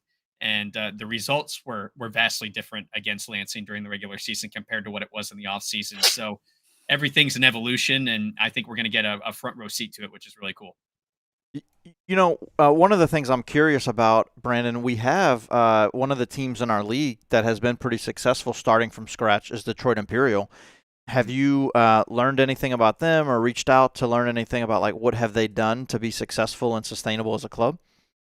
We have followed each other on Instagram, and they just followed back yesterday. There you go. So, yeah. I saw Coach Pierce in the chat. He welcomed you guys. He said, welcome to the league, Brandon. So shout out. Yeah, thank you very much. Yeah, so we're keeping it coy right now, but I'm sure we can I'll put that in the calendar to, hop on a call and talk. And that's one of the things here, everybody that I've met within the league has just been so nice, at the game when I came up, meeting the other team owners that were there, which is, all of them super helpful, super nice, and also great to hear their backstory as well. So I'm excited to see and hear about Detroit's too. Awesome. We just got a couple of minutes. If you guys got any more questions for Brandon Bolish of Innovation City, new FCS expansion team in Akron, Ohio, definitely put them in the chat. We just got a few more minutes. You want some rapid fire up in here? Oh, rapid fire. Do you? I'm asking. Of course. It's an option. Of Okay. course. All right, give us some rapid fire. All right, who was the best player in the finals match? I'm sorry. Oh, that's me. You were there. Yeah, Brandon. Oh, yeah, yeah. Brandon, you're on the hot seat. No. Okay. You're on the well, hot I'm seat. sorry. Yeah, we That's a didn't tough make question that for a guy new clear. to the league. Yes, sorry. I know. Yeah. I'm sorry. I don't know exact names. I'm sorry. Ole goalkeeper first half. Oh, Yeah, okay. Frankie That's- Mendoza. Frankie That's Mendoza. obviously who I'm watching more than. Yeah, no, that makes sense. But he played really good. He's been, I've been particularly, I feel like the second half of the season, I feel like I've gotten to know him better and see him, but also it just seems like he's made some really amazing saves in down the stretch of the year. So that's a huge pickup right there. Yeah. What is your go-to pregame meal? Something nice and light. Usually it's just some peanut butter toast if it's a morning game, and then if it's an afternoon game, usually half a Chipotle bowl. Half a Chipotle bowl. Do you eat the other half at the end of the game? Of course. Yeah, there you go. All right, so you have 3 team members currently. Will you be the first team to have 100% completion on bios in the league? If you haven't known, this guy is like this when it comes to bios, bios are awesome. I mean, hey, But he puts the hammer down, brother. Hey, listen, I'm all about setting deadlines. That's why I love organizing things like this. So I can't promise they'll do it, but I promise I will try my hardest for you. There you go. That's awesome. Well, we at least know a little bit about you that we could put into bio. Chris Powers, and someone else actually said this in the chat. Chris Powers, Luke Miller. When are we going to get a kit reveal for Innovation City? I think the kit reveal is probably going to have to happen at the showcase. So you guys better show up. And tune in. Oh, baby. Oh. Maybe we'll do some special pregame coverage of the Innovation City kit. Amazing. So, Gerard, it's time for the last question. Last question. Yeah, we have about 1 minute. So, whatever question will take 1 minute for Brandon. I mean, Can many I questions. jump in, actually? Yeah, of Is that course. okay? Yeah, of Jake course. with the last question. Yeah. All right. Stealing it right off of Gerard. Too slow, Gerard. Yeah, I'm it's a coming double- in. It's a double steal because I'm stealing it from the chat. Luke Let's brought go. up a good question. Are you going to be recruiting any Akron Zips from the University of Akron? Yeah, I've actually I've reached out to the University of Akron. I'm excited to talk to their coach because I know they have not only obviously like their main team, but also the club team there as well. So just a really deep talent pool, and I would love to give the guys there a chance to play and continue playing together because I know one thing that really helps a successful college soccer program and really any soccer program is playing together year round. So obviously the more the guys that we can get from one spot, the better, but not going to hedge all my bets from getting them from one spot because there's just so much talent in the area. But I would love to pick up a few guys, especially some people that can run a little more than maybe some of us old heads on the team. Awesome. That's cool. Thank you for that question, Jake. And Brandon, it was great to have you on the show. Thank you so much for taking some time late here on a Thursday night because we just pick Thursdays.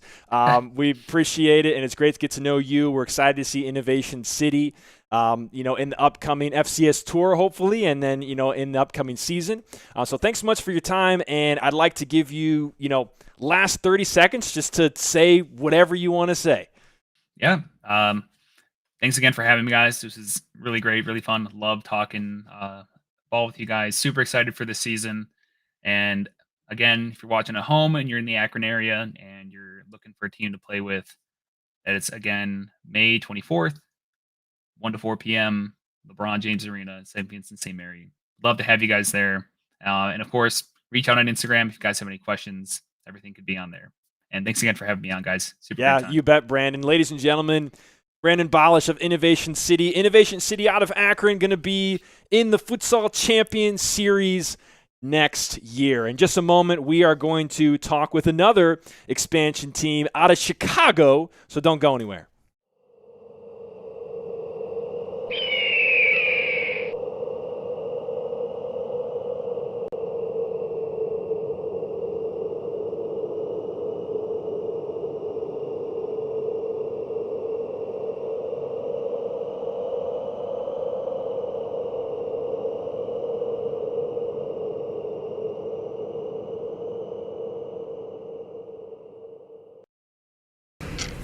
Committing a crime so you can try to escape from prison.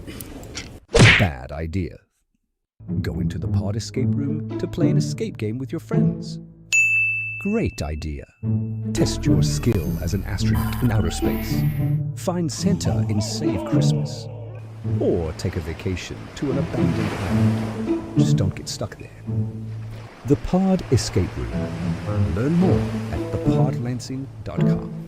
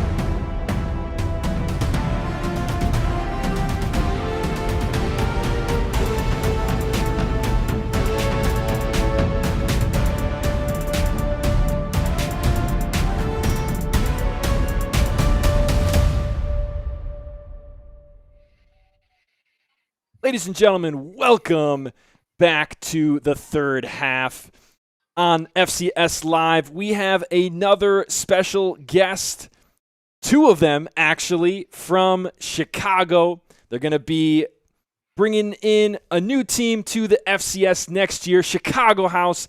It's Ramon, and Gil. Guys, thank you so much for coming onto the show tonight. Thanks for having Thank us. you. We're really excited to have you, and it looks like I lost Gerard for a second, so I'm going to get him back. So, Jake, I'm going to throw the first word over to you as we get to know Chicago House. Yeah, this is a really exciting one because obviously Chicago is a great market for sports in general, but also the from a futsal perspective, I don't think that we've really seen a lot of stability in the Chicago market for futsal, and what we're seeing from Chicago House is really exciting. So I think this is going to be a really great opportunity. I've spent a lot of time with Ramon on the phone and a little bit in person at the final, and his passion is very contagious. It gets you excited, and I think that he's the right person to lead a futsal club, especially in the Chicago market. And we've seen a little bit behind the scenes of what his team may look like, and there's a lot of young, exciting players. And I think what's most exciting to me about this team is it's men's and women's division. So we're going to see them go double barrel, so to speak, right into the FCS in season 1, which is really cool. Yeah, that's really exciting. Ramon, I'll ask you first. I know that Chicago House has more than just the futsal division. You and Gil kind of started that. Tell us about the beginnings for you guys and the beginnings of futsal. I think you mentioned it was a couple years ago. Tell us about how it began and how you found yourselves now joining the FCS. Okay, so I started in 2018. Back then it used to be, well, I think the club is still on. It's called Windy City. And then I was helping kind of one of my best friends out, with futsal, do this, do that, set up. And I started getting interested. I'm like, dude, I want to do this. This is awesome. So he started helping me out. Hey, you know what? This is what we do. Set plays, blah, blah, blah. And within a year, we started with only 4 kids. It was 2 of his kids and 2 of my kids. And after that, it just kept growing. And he ended up making a league of 135 teams. Wow. So that was, futsal here they're hungry. It's just the fact of doing it the right way. Unfortunately, he passed away through COVID. He had moved out to Florida. He passed away. And it was a hard time for me because, he showed me everything that he knew and everything. So, and this is where I meet Gil in Oakbrook Soccer Club outside, just regular soccer. And then we started talking. His kid is like amazing. So we started talking to, what about futsal? So we kept with Windy City, and then I got the big opportunity through a friend from Chicago House, because Chicago House has the first team, the reserves, the U23, and then the academy. So they were like, you know what, you guys, I've been following you, bro. You're doing good. What do you think about taking over the program? And right away I ran to Gil. I said, Gil, what do you think? And me and Gil before this, we were like, hey, bro, imagine if we can take these kids to a next level, And it was like, it's okay, we'll just see what happens. But now it's here, so it's like it's amazing. The kids that we have, they're awesome, dedicated. With the help of Coach Gil, it's just another thing. I love it, and like I said, Coach Gil has always been part of it, and that's why I think that where we at, because our passion, Coach Gil and I, the passion that we have, the love for it. I mean, whether we win or not, all I want the kids to experience that kind of level that maybe we don't experience here in Chicago. Chicago, there's a lot of talent, right? Yeah. But now we get into this league, it's like, bro, I'm like, come on, we got to take advantage of this, and that's why we're here, but we're really excited. Yeah, absolutely. Well, I really appreciate you giving us a peek into that story, and that sounds like a really tough situation with your, kind of someone who is you sort of looked at as a mentor in a lot of senses, Right. passing. But I really appreciate you letting us into that a little bit and connecting with you there. Gil, I'd love to hear your version of the story and how you entered in and met Ramon and where you guys are at now. Yeah, definitely. I played a lot of indoor soccer myself and outdoor as well, but I tended to like the indoor more with the boards, the old-fashioned indoor, with the turf and the boards. Yeah. And my son, I was looking for I heard about futsal maybe about 10 years ago, and I was trying to get my son involved, and I found a club out in Oswego. My son was 9 at the time. And so I signed him up, and wow, I immediately fell in love with it. Just walking into the warehouse that they had the court set up and everything. And I immediately fell in love with it. There's so much action, so much, the fans were going nuts, you know? Yeah, yeah. And when I left there, I said, I got to get involved in this somehow. I got to do something. So there's not really anywhere you can get a futsal license as a coach here in the U.S. Not that I know of. Yeah. If there is, let me know. Yeah. but there are various certificates and diplomas you can get online or in person with, meeting up with other futsal coaches, professional coaches. And so I went and followed that route and learned as much as I could about the game. And then, my son and Raymond's son was playing at Oakbrook as well. And so, we were always talking about, what are we going to do next when we leave the Oakbrook team? We got to start something, and the boys got involved in futsal.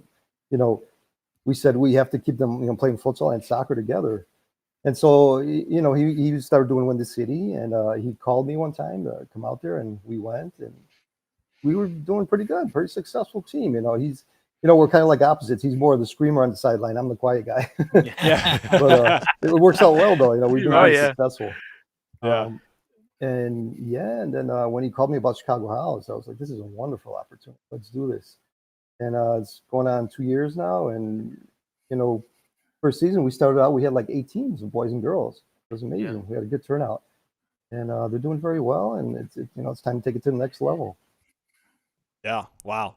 That's amazing. Yeah. I mean, talk about the next level. So when Ramon and I had a chance to connect before the game, I asked him what did he expect 1 year from today, and he said for Chicago House to be in the final. Ramon, you got to see Ole and Midwest United play.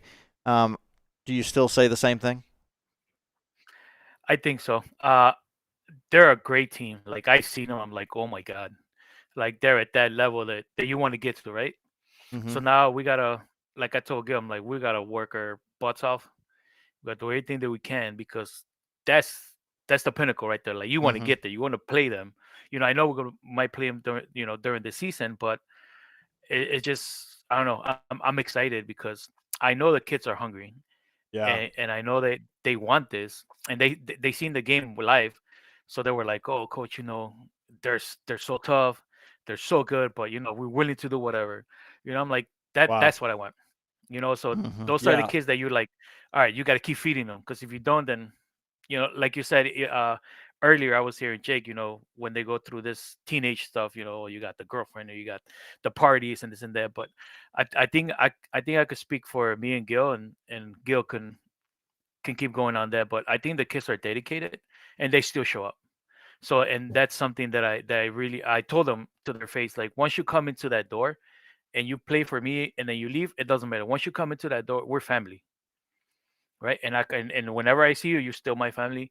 And I think that's what, I don't know if I want to say that's what brings them, but there's something that we're doing, something that they keep coming back, and I love that. And just like I said, Gil, I'm more like of a, like the yeller and, and Gil's like just chilling. And when they come in, he's like, okay, let's do this and that. Yeah. So I think it's awesome. We have a great team, Yeah. That's awesome. Gil, can you tell me a little bit about this, the culture that you guys have, at Chicago House and what you guys are going to be bringing into the FCS next year? Sure. Looking at the current teams in the league, I'm going to guess and say that we're probably going to be one of the youngest, if not the youngest team in the league.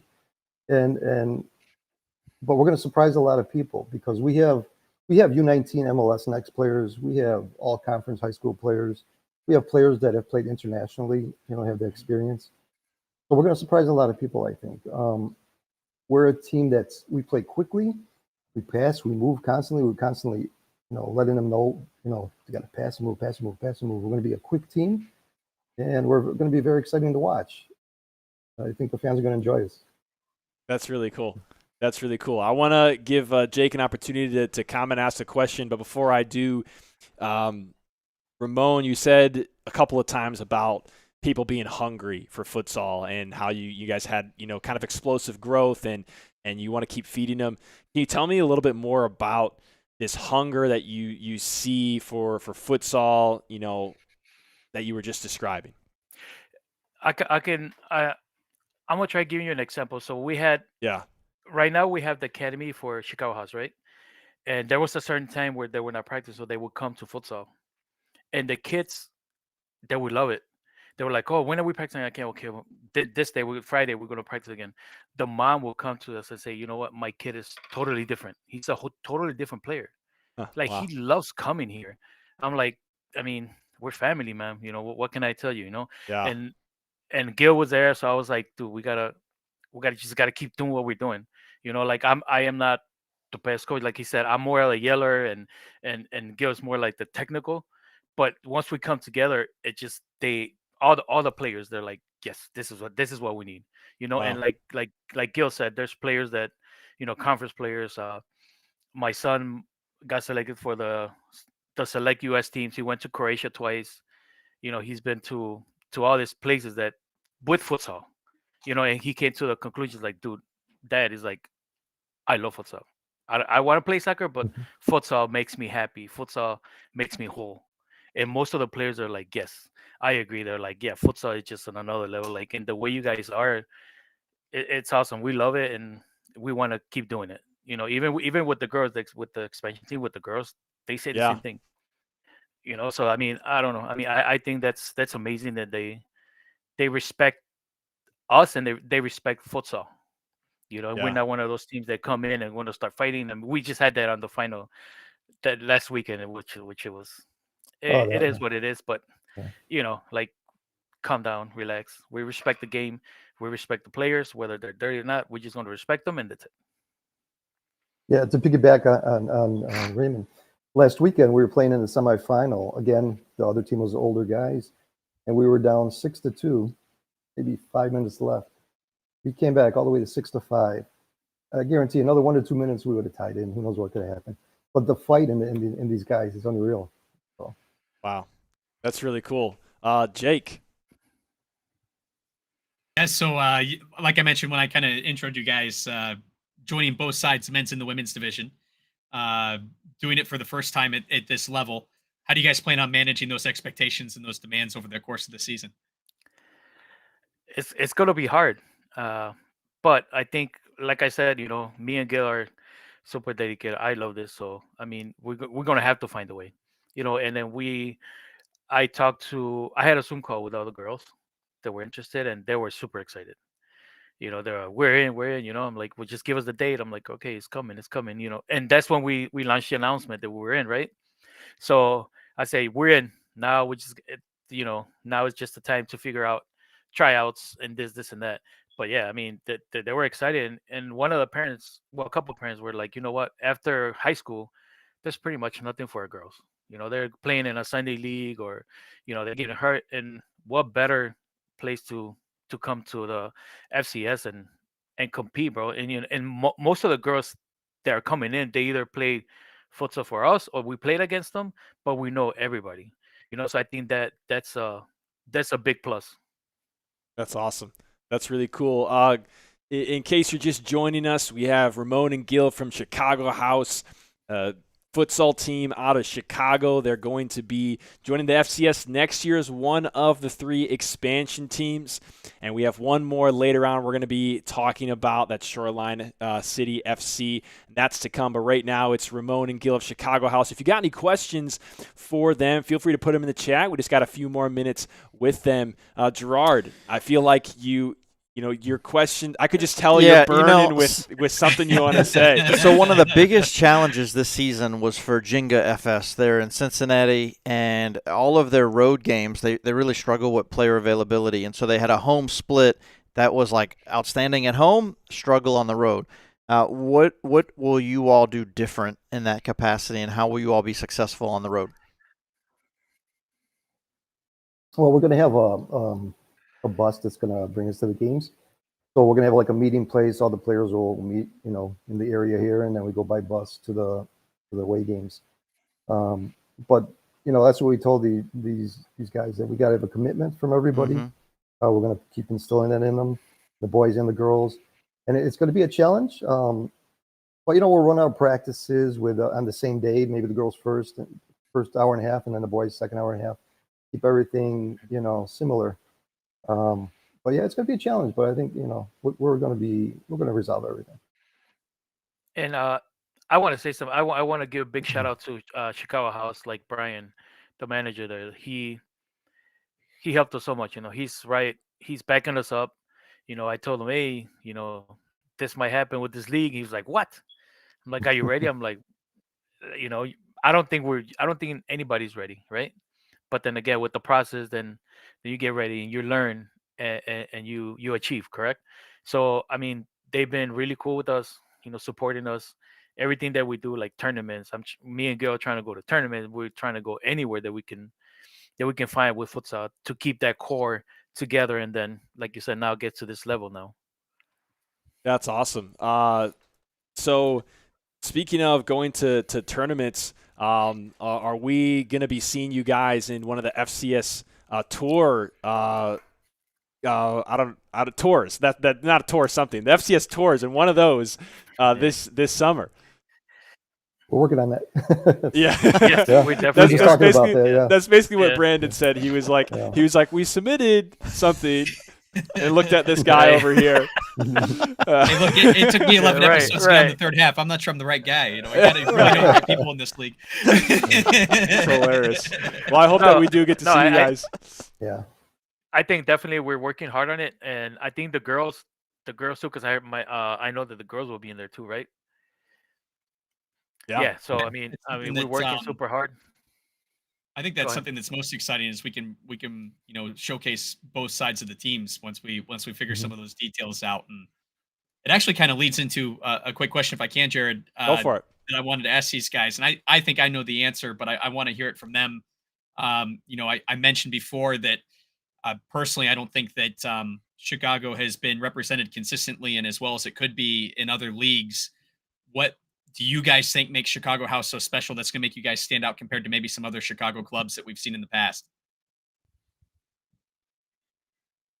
I think it's Ramon and I that keeping the core together and working hard and selecting players. A lot of the players that we have been playing with us for a long time already. So we just need to select a few more, and we're going to keep everybody together and keep the process going if they want to get to that next level and continue.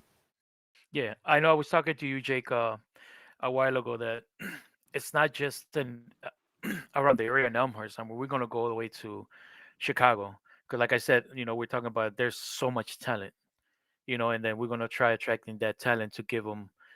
I don't want to make us like, oh, I'm going to give an opportunity. No, because I think they deserve it. Sometimes there is no way of them getting there, but we're blessed to have this opportunity, and why not share it with everybody else?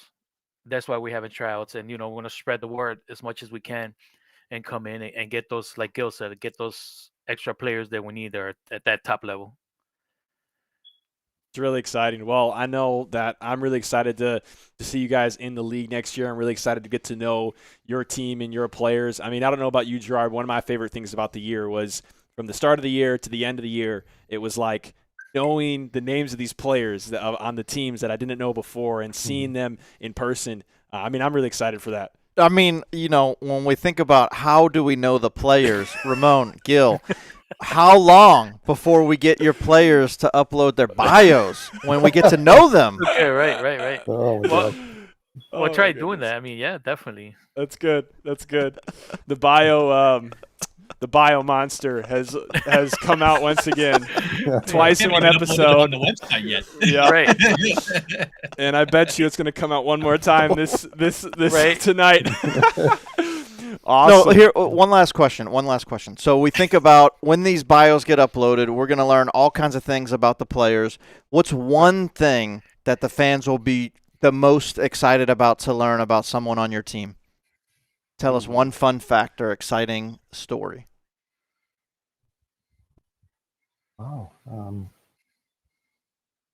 I think the fact that a couple of them have played overseas for the U.S. select team, that's really, really key and important for them. So I think they're going to be like, wow, that's really cool, really interesting. Yeah. And then, a couple of them went overseas to Croatia. My son spent 9 months in Mexico playing for a third division professional team. But that's where he came back and he said, "Futsal, it's my love. I can't leave it." So I mean, so he tried out. He made his dream, like to us as a family, as a dad, he made his dream come true to play soccer at even if it's a third division professional. He made it. So if you look him up on FIFA in Mexico, he's there. So there's like that was my dream. I made it. I did it. But futsal is my world. It's my love. And then like I said, he went to New York with Coach Tony. He was out there couple camps with him, Croatia twice. I mean, he's been, Gil, I know he went out to Brazil with Vinny, his son. So and Jet. So I mean, we got a variety of everything. So I mean, at the end of the day, I think we're just a nice tight core that we just want to get to that level. That's awesome. That's impressive. I mean, they might come into the league with the most international experience. Maybe. I mean, there. Wow. Yeah, we will see. Well, which go ahead. Which at the end that doesn't mean anything, but you know what I'm saying? They got the opportunity, so why not? Yeah. I mean, it means something. I mean, they played internationally. Like it's one of the things when you think about competition and being able to play outside of Chicago, playing in the Midwest, playing out in East Lansing, playing in Cincinnati. That's one of the bright spots of the league, right? And so to go international, that's like another level as well. Yeah, because over there they've been playing for years already. Yeah.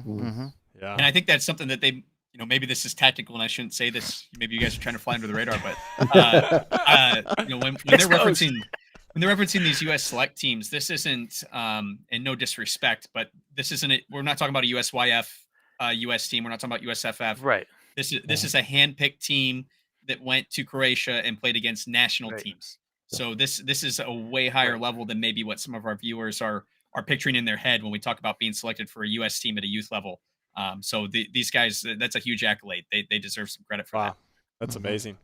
So cool. Well, it's been. Go ahead. Can I say something else about that? Yeah, please. There was another 2012.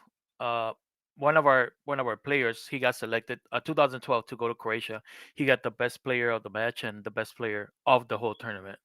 2012 he was one of my players, and he still was like, "I'm gonna give you props, coach, because we know the dad."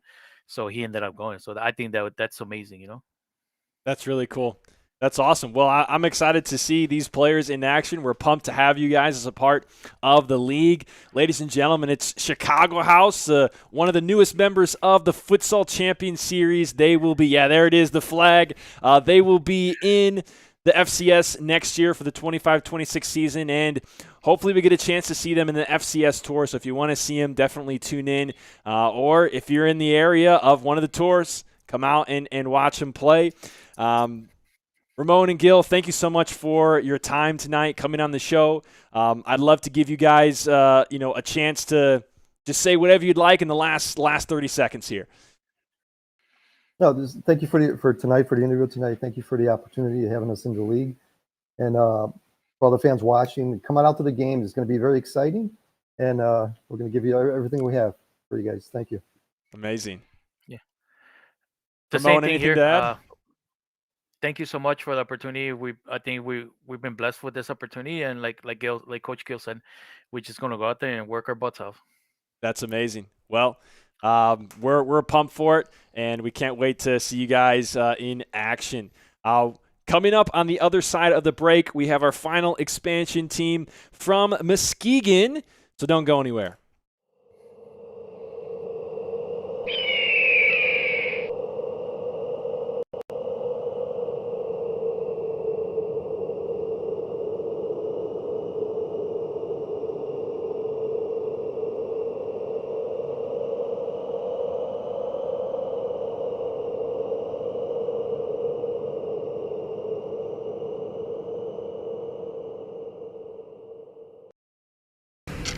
Committing a crime so you can try to escape from prison. Bad idea. Going to the pod escape room to play an escape game with your friends. Great idea. Test your skill as an astronaut in outer space. Find Santa in Save Christmas. Or take a vacation to an abandoned island. Just don't get stuck there. The Pod Escape Room. Learn more at thepodlansing.com.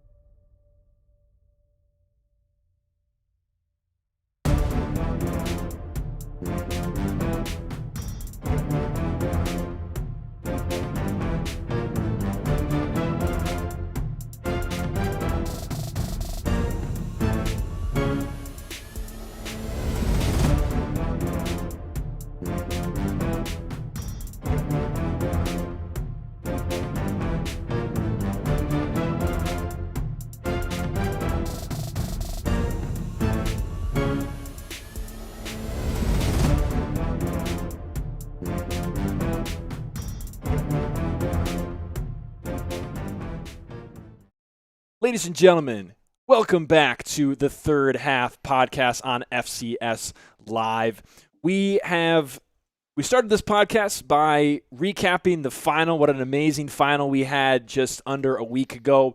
We talked about the season. We brought in Jake George, director of the Futsal Champions Series, director of operations, to kind of put a bow on the season. And then we turned our attention to the future, Gerard. And with 2 expansion teams already explored, we have 1 more to go. Out of Muskegon, it's Cody Harrell with Shoreline City FC. Cody, thank you so much for joining the broadcast today. Hey, how's it going, guys? Thanks for having me. I'm really excited. Well, we're pumped to have you on the show tonight. Gerard, I've been giving you the first question. Yeah, first question. Tell us a little bit about the history of Shoreline City. Yeah, so we've kind of got a unique setup here, maybe compared to some of the other expansion clubs, but we are a rebrand. So we've really been around for about 5 years now. We were formerly known as Grand Haven Admirals, a semi-pro soccer team, which is also a city right in West Michigan here, about 25 minutes south of Muskegon. And honestly, complete transparency, I was going through a career switch. It just kind of didn't make sense to force anything, from a production standpoint. And we wanted, we fulfilled all of our sponsorships, partnerships, and everything was cordial and really just, it was a good time to take a pause with some things that were going on. Fast forward, career switch is in full swing. Everything's going good. And, while I was running the Admirals, one of our big things to kind of walk the walk and being involved in our community was we started a youth futsal league in the winter months during our off-season time. It was just simply the AYFL, Admirals Youth Futsal League. And through those 2-3 years that we were doing that, that was kind of where I fell in love with the sport. I'd be up at the facility all day, didn't really know many of the kids, and I'm just sitting there watching futsal and just honestly finding a great passion for the game. I mean, I dabbled in futsal a little bit when I was younger, but nothing formal. And so when bringing, fast forward, bringing things back to life, back in a position, the staff and I and some of our sponsors that are carrying over with us to the Shoreline City and the futsal specific approach now, that was exactly what we want to do. There's a lot of semi-pro soccer teams going on right now. That's great. I love that the sport's growing. But for kind of our area, when you look at it from a player pool standpoint, a brand, a product standpoint, it's getting a little tough and a little watered down and diluted at times. I love that the game's growing. I love that there's tons of soccer teams. It's a good problem to have. But it was one of those things where I just didn't have it in my schedule to fight that fight on some of the player pool stuff. And equally as much, my passion for futsal growing, it was something that I consider myself a student of the game, constantly. Fabian at Ole has been amazing. He's taken me in and he shares a lot of knowledge with us. I went and helped out at the United States Youth ID trials that they had that Ole helped put on School of Futsal. So I was there running that and also kind of using it as a little coaches convention in a sense, and just continuing to be a student of the game and learning and whatnot. So he's been amazing over there. And that's really what we want to do is I'm taking a passion that I have for a sport and just trying to grow it in this area and just connecting with other well-minded people. And I love the family culture that you guys as a league and what they've done over there as a club has really ignited just a lot of excitement that we're going on this futsal specific approach now. That's awesome. And now we're based out of Muskegon instead of Grand Haven. So Shoreline City is one of the city nicknames for Muskegon, Michigan. Very cool. Very cool. I grew up familiar with Muskegon because I think Michigan's Adventure is there, right? Yeah. Isn't that the area? The amusement park. The it's amusement affiliated park with Cedar Point. That was Muskegon to me when I was a kid. I was like, we're going. Yeah, it's amazing. They got a pretty big water park. It's pretty cool. That's awesome. It's one of those things you you don't appreciate it. You forget what you have, kind of those fun, little tourist attractions around. Right. What's not maybe considered a big city in Muskegon, but it's that's funny that you can imagine. That was what I associated growing up. Was that you mentioned a little bit ago about culture, and this has been one of the questions we've asked all night.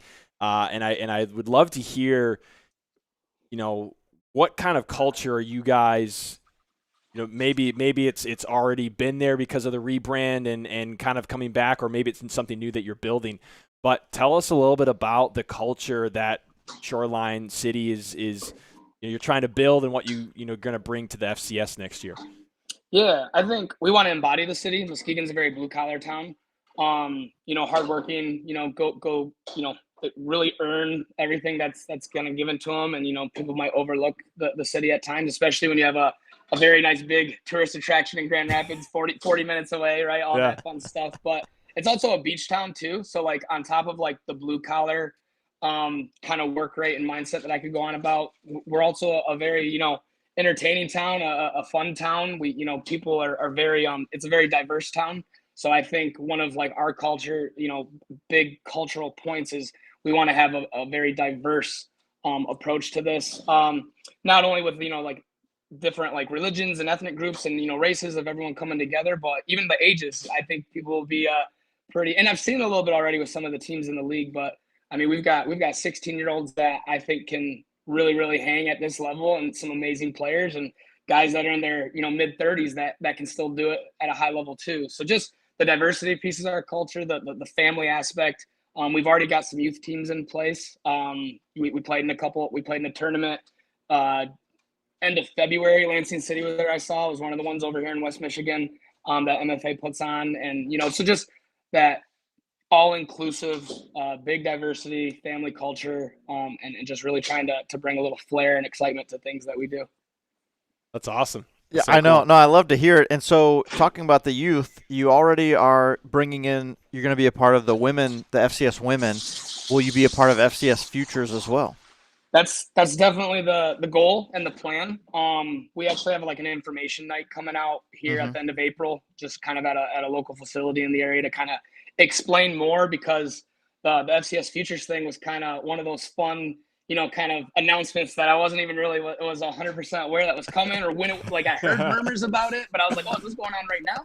So, we were kind of going about just like the tournament, just being like a tournament team. But obviously with these fun developments, especially like we have a really solid 2012 boys group. So I think with some of these developments, like a lot of families, and there's been a lot of interest in reaching out. So I think that's the goal for sure. Yep. I'd love to have, I think, what is it, eight divisions when you consider all 4 age groups, and then boys and girls, right? So that would definitely be our goal. We kind of want to build from within.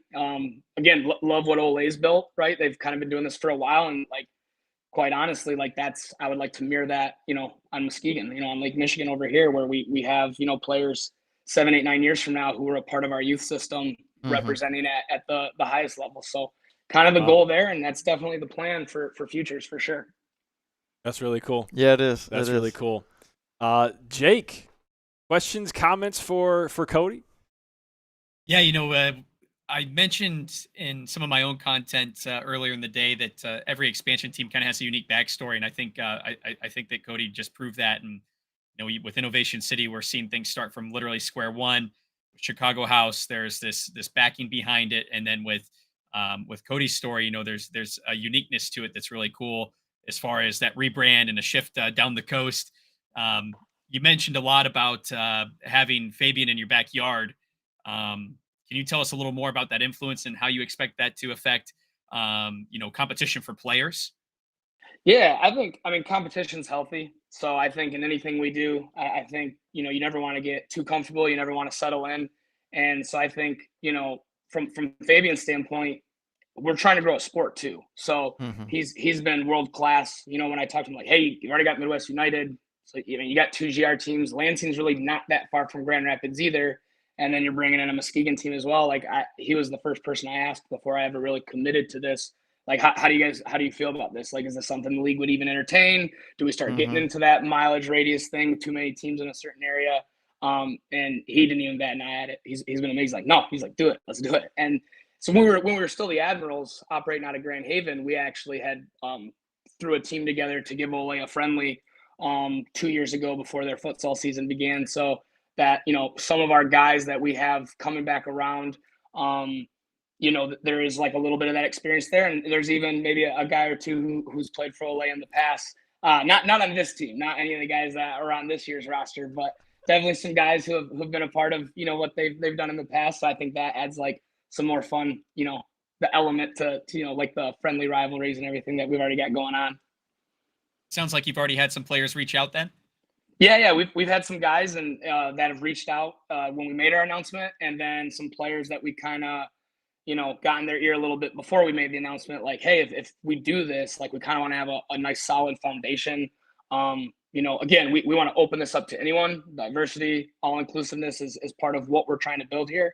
But we want to have that nucleus of guys that we know, A, can compete at this level, but B, can commit to this level too, with, whether that be the traveling or, the practices and whatnot.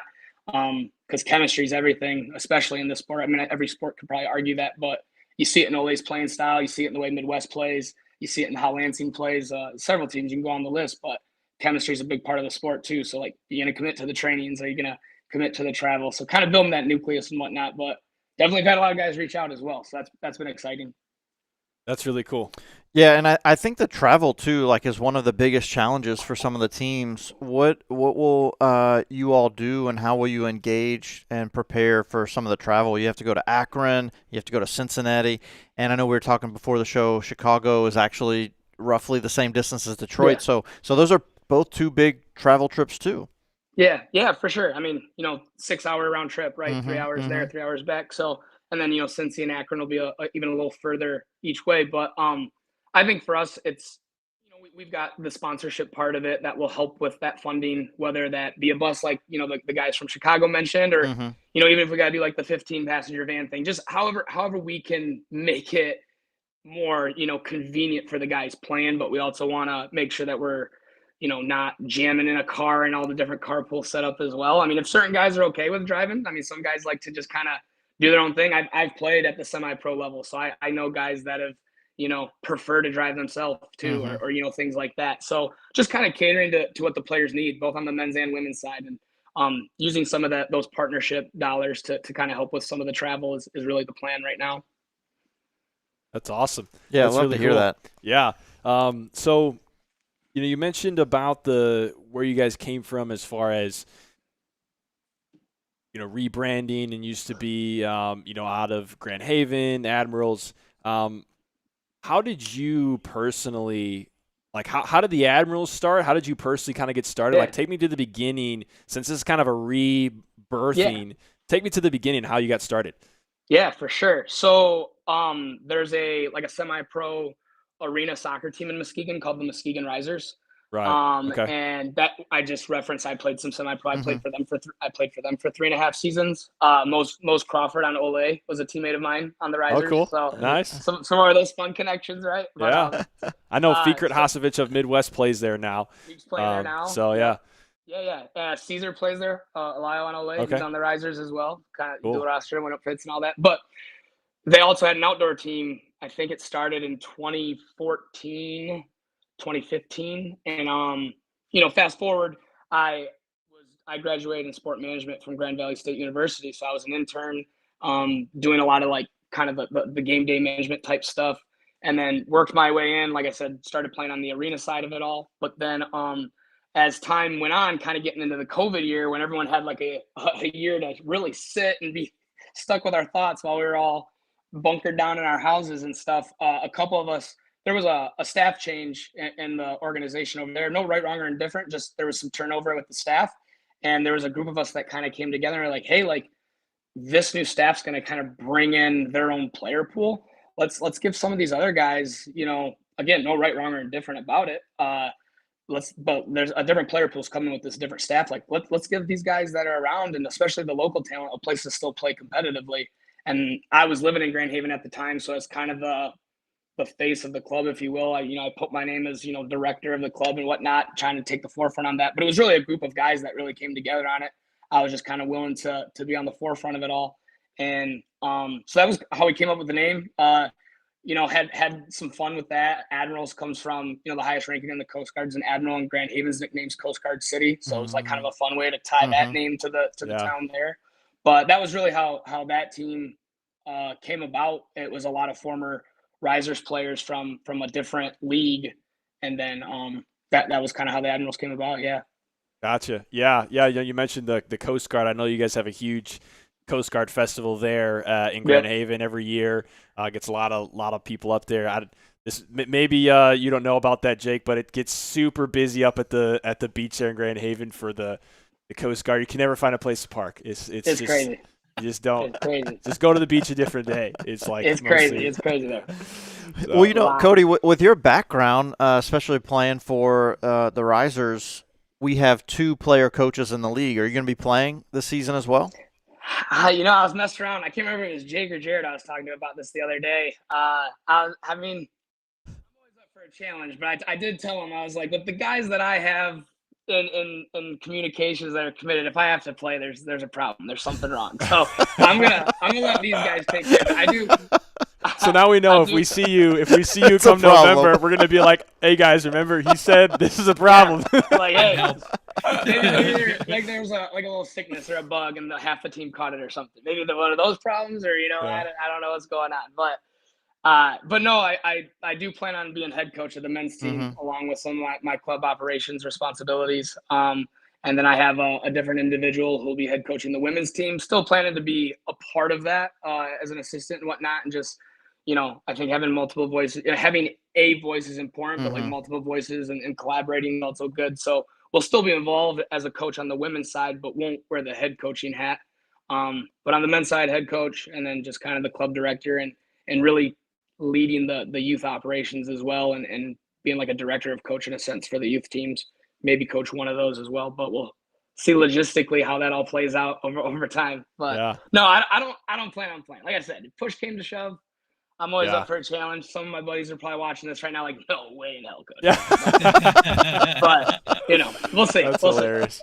I know this year we had from Midwest United, Coach Gio Garcia of Midwest. He played for the team last year. This year he was just coach, but there were a couple of games he did suit up for, and I think he was in a similar position as far as like he wanted to focus just on the coaching, but there were a couple of games they needed a roster, and he found himself in a uniform. So we'll see. Maybe we'll see Cody in a uniform. Never say never. Yeah. Well, we got Cody Harrell here of Shoreline City FC, an expansion team into the FCS. They're going to be playing next year. Just a few more minutes with him. If you got any questions, feel free to put them in the chat. Jake, I want to throw it back over to you. Yeah, so we talked a lot about what competition looks like with all the teams, and you've had a unique look into it with your relationship with. I didn't know about your relationship with Mose, but between Mose and Fabian and Gio and all these guys. So my question for you. So Ohioan, this is tough to say, but what is making Michigan so special for futsal that there's a player pool, particularly in the western side of the state, that can support so many teams? What do you think it is about this part of the country that's just breeding futsal right now? Yeah, that's a great question, honestly. I think a lot of times in sport too, like when you see something done at a high level, that creates more excitement. So kind of circling it back, really patting Ole on the back here today and just like really, giving them their props. But I think when you have that, in, your backyard and so close to you, you're not just seeing the sport, you're not just seeing the excitement, but you're seeing it at an elite level. So it gives you, whether that's the on the court stuff or the off the court stuff, the business part that comes to it too. It just shows you like the excitement and the potential of what this can become, both the sport itself, this league, everything about it. So I think, like, to answer it, like Michigan, West Michigan specifically, having a team like Ole and honestly even Midwest United, because Hector, the one that's kind of running the futsal operations over there, he had his own futsal club for a little while called Migos FC. They've had tremendous players, and he's developed a lot of great talent over the years. So I think it's just when you have a product that's just so elite, I think that just spreads positivity and just creates that excitement. Not that there's not great futsal teams elsewhere, but I just think we've all seen it. Like Ole's playing at an elite level, and they're doing some great things right now. So I think that just creates a lot of excitement for other people to want to present that challenge to them, but also be like, when you get to see it done at a high level, it just shows you how much more potential there is with this. And we've got something special brewing here, so more people want to be a part of that have the shared passion for the sport. Yeah. Wow. Well, we just have time for a couple more. I feel like you're right away. I mean, because here's the thing, right? You're talking about Ole and talking about like they're playing at elite level, and you're coming into the league, and you're going to have to step onto the court with them. So tactically, how are you going to play and prepare to play against a team like Ole? Yeah, I think We'll definitely use the film. We'll definitely. I mean, I've watched the championship game 3 times already since Sunday. So, the beautiful thing about player familiarity and having good culture when you're playing the same guys all the time, you maybe make to expect as an opponent a little bit too if the same guys are playing most of the time. But just like I said, being a student of the game, a lot of the players that we've brought on and some of these verbal commits we've already gotten early on, I would consider our high level students of the game too, and are just as good between the ears as they are with their feet on the ball. So I think using the film and using the resources to prepare accordingly, but also not getting too fixated on it, because what we've kind of sold to our players at the same time is just like we want to be easy on the eye, like we want to be entertaining, we want to be fun for our fan base, regardless what our record looks like. I mean, obviously we're coming to play and compete, and we've got some pretty good talent that I think will keep us in the mix for sure. But it's definitely one of those things too, where like, especially as a year one, and when I'm looking at like the bigger picture of how we can grow this sport as partners, make this just like a really entertaining, fun experience for our fans and our community, the sponsors, everyone that's being a part of this. And I think, our biggest approach is like, yeah, hey, like, let's use these resources that we have and watch what they do, what their tendencies are. Some former players that were a part of the club that might know some inside scoops as well. But more than anything else, prepared, but also just focusing on ourselves. Like play to win, be hungry to win, not scared to lose, and just go out there and be the best versions of yourselves and have fun with it and just play, like be easy on the eye, play creative, do what got you here, right? You've been asked for a reason. Have fun with it. So I think that's kind of our big approach and how we're gonna take it on the court, because I think it's one of those things too, when you talk about an Ole or some of these teams towards the top of the table, we're one of the new kids on the block. So it's like we're not failing if we lose to them, by a couple goals or here and there the first game or so. But I think ultimately it is representing our community too, and playing with that like chip on our shoulder, but also for the respect of the game, passion of the game, and just creating a really exciting brand of futsal is really our focus in year one. Wow, that's so cool. Well, we're here with Cody Harrell of Shoreline City FC. Cody, we're going to be wrapping this up. We really appreciate your time and joining the show tonight. It was great to get to know you and to kind of share your club and the story with everyone that's going to be watching. We're excited to see you guys in the Futsal Champions Series 2025-2026. Shoreline FC is coming to the FCS, everybody. Cody, last 30 seconds just to say whatever you want. Well, like everyone else, thanks guys for having me. You guys are killing it. This is so much fun to watch, really fun to be a part of. I was just, again, I can't remember if it was Jake or Jared I was talking to about it, but I've used you guys as a recruiting tool for players because of how amazing you guys are doing. I'm just like, hey, look, check out this production. They're putting on a real professional production here. Like, you could be a part of this and whatnot. So just thank you to you guys as someone who's really grown to just be a huge advocate for the sport the last 4 or 5 years. This is amazing what you're doing. We're excited to be a part of it. We're going to represent the league with class, represent our community with class. And anyone out there watching, follow Shoreline City _FC Muskegon on socials, but and be on the lookout for some dates coming up. We don't have our summer camp tryout officially out there yet, but all the info's coming. So definitely be in the loop. And if interested, reach out through socials, whatever else, and we'll be getting the player pool rolling.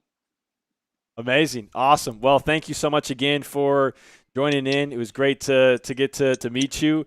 And those are our 3 expansion teams, everybody, ending up with Shoreline City FC. So, Cody, we'll say see you later, and thank you so much. Awesome. Appreciate you guys. Have a good one. You got it. Wow, amazing. We had a really cool opportunity to chat with, all 3 of these expansion teams.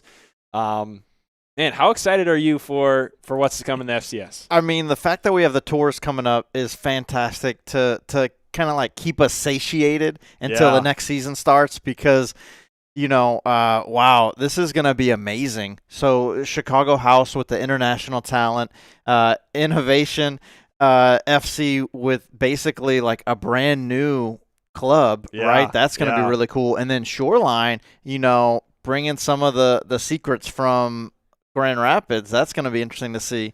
So it's really exciting to have these 3 teams, and then we still have all the teams in the league too. So like when you think about how much talent we already have in the league, and then we're adding this in addition to it. It's going to be a jam-packed season. It's going to be really exciting. I can't wait. I mean, it's, we just ended the season, and it's like, wow, we got so much to look forward to. Yeah, absolutely. And I know, Jake, you had some things that you wanted to wrap up your time with us with as well. Yeah, first of all, guys, what you're doing is really great, and it's what's making the sport exciting. I think we got that feedback from all the expansion teams, and I think if you polled the existing teams in the league, they'd have similar sentiments from the feedback I've received so far. So, look, when we went into this season, we knew that this platform, not just third half, but what we're doing with FCS Live was going to shine a really bright light on a lot of people in futsal in the Midwest, and we knew that. That has the potential to cast some shadows and show some flaws. But I think that the teams in the league this year really stepped up in a great way. And we saw a lot of bright light and a lot of hope for the sport of futsal in the United States. I think that futsal fans and futsal players are some of the most passionate fans and athletes across any sport. When you think about even the top levels around the world, it's nowhere near what we see from the national organizations within the United States and even some other countries in other sports. So you have to be passionate to love this sport because this is it. And this has been a great way to elevate it. And I really am excited and proud for what FCS has done. And I'm really excited for what's to come. And I would just tell everybody out there to stay tuned because we're just going to keep getting better and we're going to keep elevating the game. And the passion for futsal with our expansion teams tonight really, I think, highlighted that in a big way. So thank you to all of them. And like I jokingly said, they've gone through a bit of a vetting process with the league to get to this point, and they deserve to be here. And I think that the culture from the people that were on the call tonight really proved that. So we're really excited.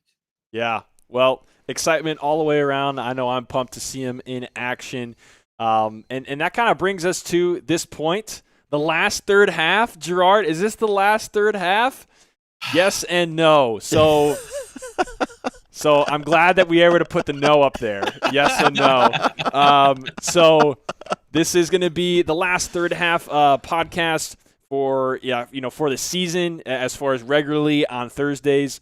But with the tours coming up and with the showcase that's coming up, we're going to be having some special editions of the podcast that surrounding those events, whether it's one or two for kind of each event. So definitely stay tuned, stay in the loop. If you want to, you can hit that subscribe button or hit the notification bell when we go live or when we post, when we're going to go live. You can follow on social media to see. But this is going to be the last third half for, that's regular kind of every week for the time being. And I know I can see you almost shedding a tear. Gerard. I know. I mean, the fans, they want it, the fans want it. So, but one of the things that's really great is we have something to look forward to, even if it's not this next Thursday. What's the first date, Jake? Do you know the first date? It's in May, right? Yeah, I believe May 24th will be our first tour. And then from there, June 14th will be the one in Akron. And then, of course, our national showcase will be a full weekend in July. So if any high-caliber teams out there are interested in joining, that application process is still open. And I know that this is maybe a bit of a sneak peek. I don't know if I should say this or not, but I think we're about halfway full already for the national showcase. So if you're interested in that, jump on it because as we see quality teams come through, we are going to accept them. Yeah, absolutely. And as Luke Miller said, we can look forward to all the new bios. Yes. 100%.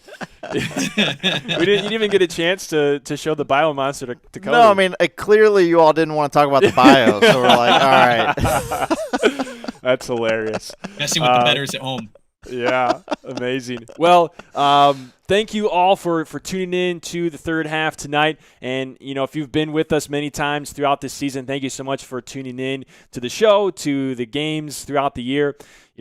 Myself, the rest of the FCS Live team, we're all really excited for what's to come. Less than 2 months, and we're going to be having our first tour, and then it's only about a month in between. And then by the time the last one's wrapped up, we're going to be around that month or two mark before the season starts up again. So lots of fun futsal coming up. It's not goodbye. It's not a goodbye. See you later, as they might say. But I'm Jared Club along with Gerard Escani, special guest Jake George, director of the FCS, and all our other special guests. Thanks so much for tuning in, and we will see you next time on FCS Live. For now, this is a third half podcast. Good night.